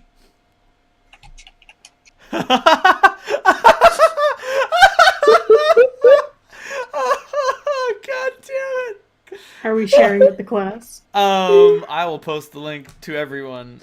The question is essentially, how do we stop this from happening?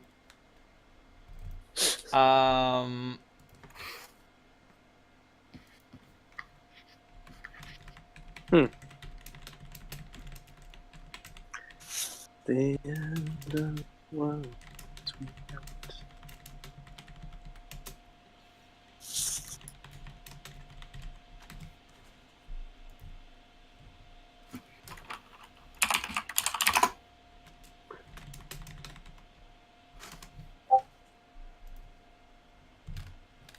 And of course, you either die a hero, sacrifice yourself for the greater good, or become a villain.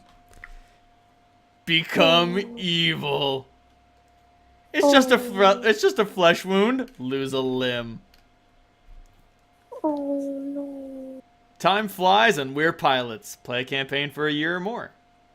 With great power, DM for the first time, and panic at the tavern. Go carousing.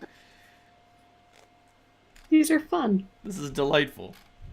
And absolutely, you either die a hero or become the villain. Is a beautiful, wonderful set of achievements. I have done both.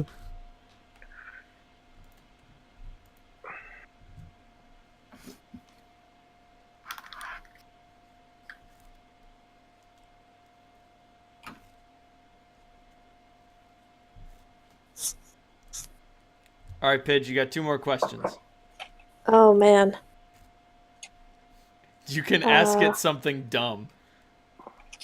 It's also like super hard to focus. Like it answers the first 4 questions that like the first 4 difficult questions that pop into your head. It's like the soy sauce from John Dies at the End. Oh, John from J-Date, yeah. Yeah, like you're going for a ride. Okay, I'm gonna ask its help to chart a course so we can spend as much time flying the eagles as possible to like cover the most ground with the eagles, while attracting the least amount of attention. Like using my knowledge of where the least populated areas are in D3.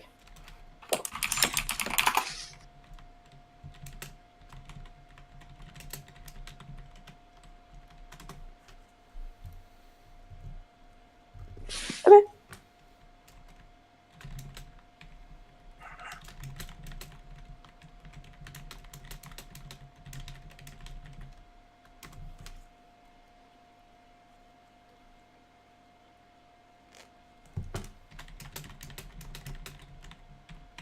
And my last very important question for it is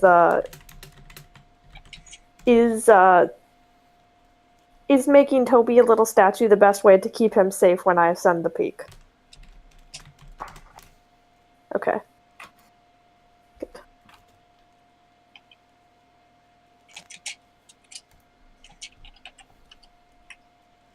All right.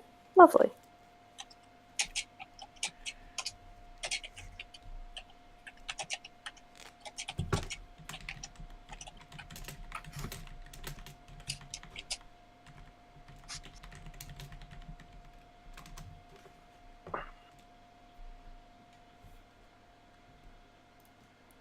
How the fuck do you spell clairaudience?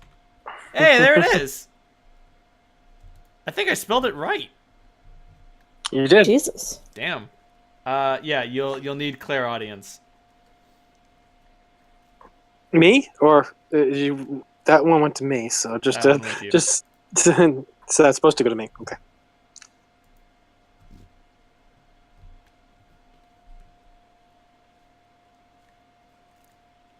Actually, that's a pretty low level spell. hmm It's not on your spell list, but It's not a mega spell, yeah. no. You could probably buy a scroll and use it trivially. Mhm.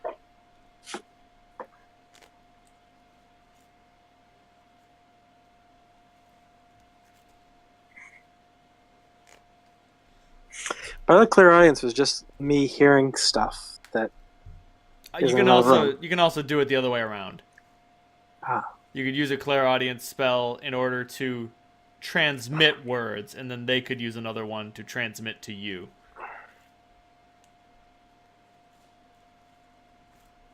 That being said, Okay. you don't know where to send it. Like you need to have a location.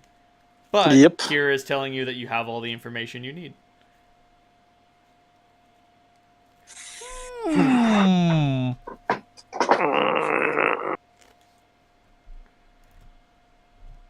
It's like the Ravenclaw door. Finding it is part of the work. If everyone could just walk into the Unseen University.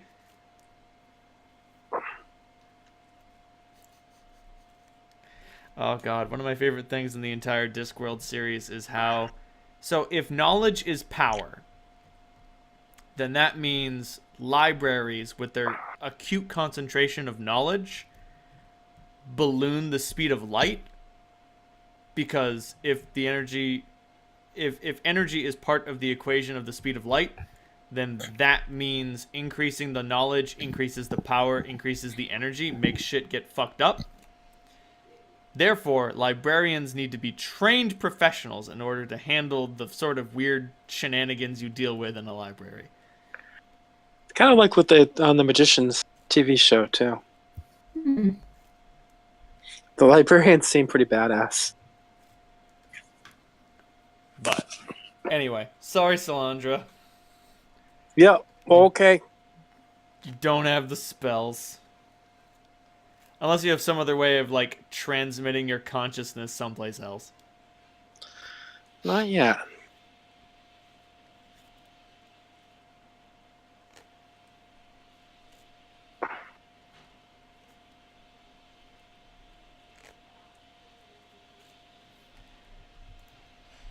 Alright then. Is it time to ride some eagles? Caw, motherfuckers. Caw, motherfucker. Yes. How many eagles do you get? Is it only 3 or is it 4? 3. 3. Right. So I think actually next level I get another one. Woo! Because it's 1 for every 3 levels, I think. Right. So if you're level 11, that's 3 eagles, and if you're level 12, that's 4 eagles. Gonna have to give some gear to Rivo then. You guys move some things around as you did before. And you Can ride... I give Rain back as well? Yes. Good. I would like that- to do that. How is that possible? Is this something that happened behind scenes, or? I mean, if you have a level 12 Medusa cleric Whoops, on hand, sorry. she can break a curse Test. like it ain't no thing. Okay. Test, So test. it's all wrapped up again. Yeah. Oh, Okay, yeah. My hole is There we pretty go. empty at this point. hello. That's a Welcome back. great thing to come back on. My hole is pretty empty at this point. Alright then, and on Clementine's advice, you guys fly to Walterdale. Which is a small village, and everyone... Oh, you fly outside Walterdale, and when you come into town... Like, just to truncate things, like, you guys fly for hours. Thank goodness the day is still young. By nightfall, you land outside Walterdale. And when you come into town, like, there's basically no guard presence. There's someone with a lantern who's just like, you best come in. You best come into town and bed down for the night. You don't want to get caught out on the roads past curfew. Thank you.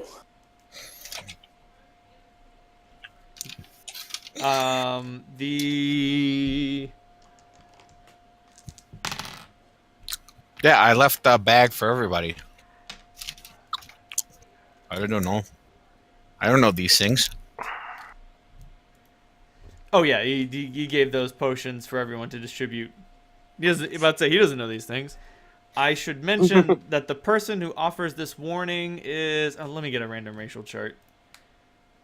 Because they are, in fact, of exotic race.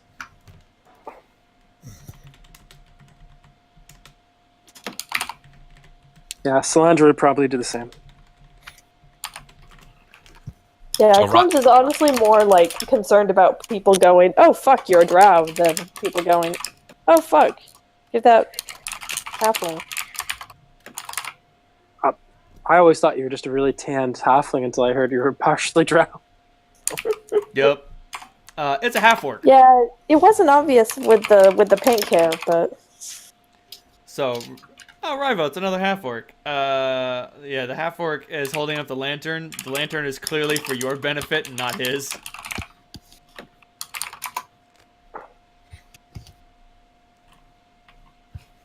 And, like, Rivo, it's really weird to get a nod of recognition from this guy. Just because it's not what you expect, you know? Orcs, they got that orc unity going on. I imagine it's kind of like the lesbian nod. It's the lesbian nod. Like, dwarves, halflings, gnomes, half-elves, and half-orcs, they got that unity. Elves and humans, They ain't got that unity, man.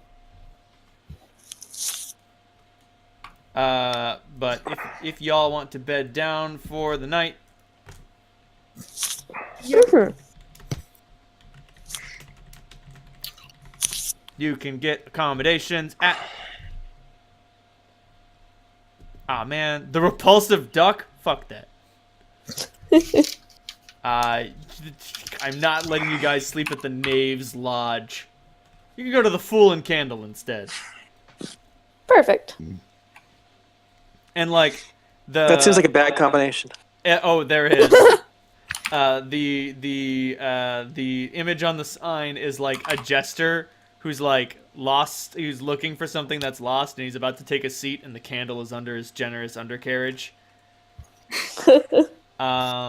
It's not exactly a fantastic place. It's got a heather thatched roof, and wooden walls. Its accommodations are basically it's basically a lodge house. The accommodations are just like wooden cots that are near the fire. That is perfectly serviceable. It's absolutely serviceable, and the innkeeper is is a young elf. He appears to be covering for somebody else. He has a sword hanging over the mantle, and if asked about it, he will mention, "Oh yeah, I used to be an adventurer, but did a couple jobs in the graveyard, made some cash, decided to stop doing that and set up shop here." I like him. He's smart. Most of the people here are elves for some reason. 3 Yeah, elves, a halfling, and a human. Solandra's a little freaked out by that. It's like there are almost no elves in District 2. So the fact that there are elves casually around always freaks her out. It's so wild, dude. It's fucked up. Well, she's used to being like really, really. Everyone notices. Oh, it's the fucking elf girl. So. Right, and instead, just like everyone's like, "Hello, fellow elf. How does it feel to be ancient and disaffected?" I'm 12. I put on a good show.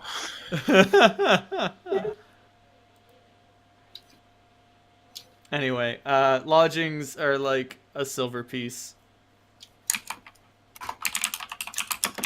Excellent. Good.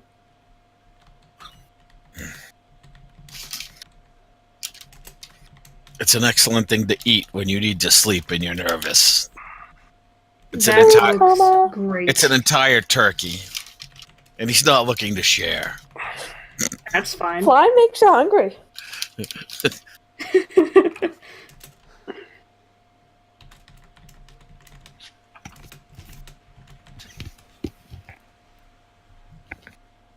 Hello, fellow elf. How does it feel to be ancient and disaffected? Sorry. Damn. That's gonna be like a silver piece straight up, but it's fucking delicious. They got beer, cider, mead, and bitters. Oh, mead. Oh, that's where the giant eagle went. But was overall, things are good. That's like the one episode of Shameless.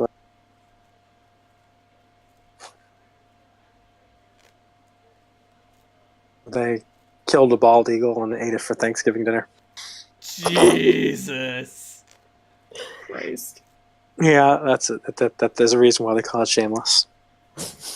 Oh, I should mention that you all get a bird messenger in the air while you guys are flying on your eagles.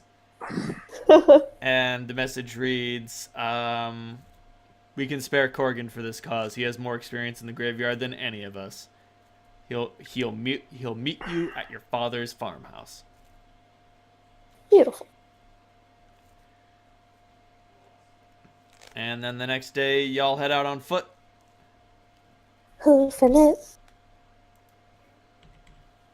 I would say Clementine might literally hoof it. She might just kind of go horsey mode. Nay. Clip, clop. 2 more days have passed. I mean, a day has passed, and then another day will have passed before you get to Clementine's father's farmhouse. I mean, the day's not done, but Corgan isn't there. And, Clementine, you are shocked and, happily relieved to see that, for the most part, everything is normal. Thank God. The Bulgars and the Bitterleafs and everyone who's around, it's business as usual in Halfling Town. Oh boy, is everything kind of sized to halflings here? Yep.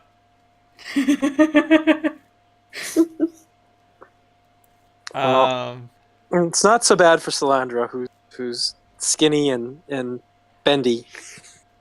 But Grub and Holt are kind of fucked. I would say just make sure you duck when you go inside. Am I gonna fit inside? Honestly, Yes. like the cottage where her father lives is freaking tiny. It's like Cap, it's like the size of our room. But wait a second, your grandfather was an elf. He was a drow Yeah. Even on Mum's side. do you think he ever stepped foot on the surface? Oh. And like you will notice that Clementine is definitely one of the taller halflings. Yeah. And like her mother was prodigiously tall. That being said, when you guys get into town, the bitter leaves give you the once over. I say hello to them. Clem, Hey. what you got yourself into this time? Nothing too important. Making friends in high places. Make a bluff check. Let's see. 18. That's bull, Clem, and even you know it. We don't mean to be like, and they look to all of you. We don't mean to be discounting the tall folks, but we know that there's a problem with tall folks out southwest ways. And we know that you wouldn't bring them to our doorstep, but we still gotta know what the fuck is going on. Honestly, some shit hitting the fan in the graveyard. We need to bed down here for the night before we can attack and, you know, try and keep the undead from rising up and eating all the corn. Alright? Fair point. Big problems need big boys. Yeah. And I've got some of the biggest.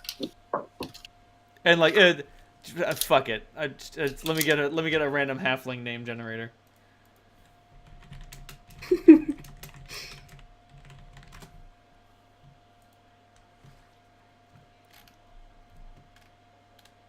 Ding.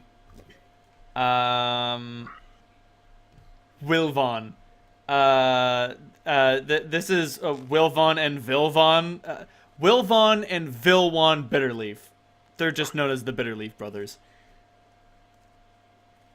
And Molly, you remember what the Bitterleaves are like, right? Yes. Yeah. These are Do the- not fuck with them. Don't fuck with them. These are two of the good ones, and like clearly at this point, your fighters would outrank them, but like, But my god, at what cost? my God, at what cost? He's so tiny. What could he possibly do? Oh Christ! Oh God! My absolute head. It just keeps getting pelted with rocks. Please stop throwing rocks at my face. Yeah. And they're like, all right. And you know that, like, sorry, bitter leaves. For whatever reason, the bitter leaves are better at fighting people than they are at fighting zombies. And just nobody likes fighting zombies. It's a universal rule. Nobody's happy about it. It's just not fun. So if I'm bringing in some people to do that instead, wonderful. They'll be happy. They are happy. They look to the rest of you and they're like, all right, well, don't start any trouble. You know, I guess you've probably heard the speech before. I think Rivo and Holt are too busy sparring to. Yeah. They roll their eyes in delightful unison. And you head off to Clementine's father's farmhouse. And yeah, it is a teeny tiny cottage. It has one room with all of his belongings in it. And like as you walk down the road, like he rushes out this delightful, fat, happy halfling and gives you a big hug. And it's always been weird, Clementine, because he's so much shorter than you are. Like, how tall are you? Well, she's 3'5". Right, and he's like 3 foot nothing. But yeah, she gives him a giant hug. It's a hug heard around the world. And he just looks up at you and he's like, your hair turned back. Yeah, I'm trying to decide what color I want to do next. I think you'd look beautiful in a shade of blue. Oh, that's a good idea. Oh, and you brought friends. Tall yeah. friends. They are very tall, but they are equal in their sweetness. Right. What language is this conversation occurring in? Halfling. Halfling. I don't understand a word. You can tell that Clementine's father is looking at you all and like he's not afraid. He's not like afraid of you, but he's worried. He's just like, oh God, where are they gonna sleep? How much are they gonna eat? No, wait, never mind. Don't gotta worry about that. And he's like, well, welcome to the Clementine. What's your last name? Welcome to the Pastora. Homestead. Fed and bred 3 generations of Pastoras. Oh, gracious. And I go down the line and introduce Holt, Rivo, and Salandra. And he's just like, and Grub. Oh, and Grub. It's okay, forget about him. And he's like, well, it's very nice to meet you all. Bravo, I think we can set up a guest bed for you, but I'm afraid the rest of you will have to sleep in the stables. Does he say that in common? Yes. Okay, that's very generous of you. Thank you. He like the look of relief on his face is like palpable. Oh, good. And yep, you guys chill at the Pastor farm until the next day. Like there's not much to do except like, I don't know, check your gear, spar a little, have fun. You guys just gotta wait for Corgan to show up. I would say Clem is having tea with her dad and telling him a moderately censored version of the adventures they've had. Make a diplomacy roll. Right. 22. Oh, gracious. How done is a goddamn adventure. He says, nursing his brow. And he's like, it's that drow blood. It's that drow blood in you. So if Oh, I had a vision actually about Grandpa.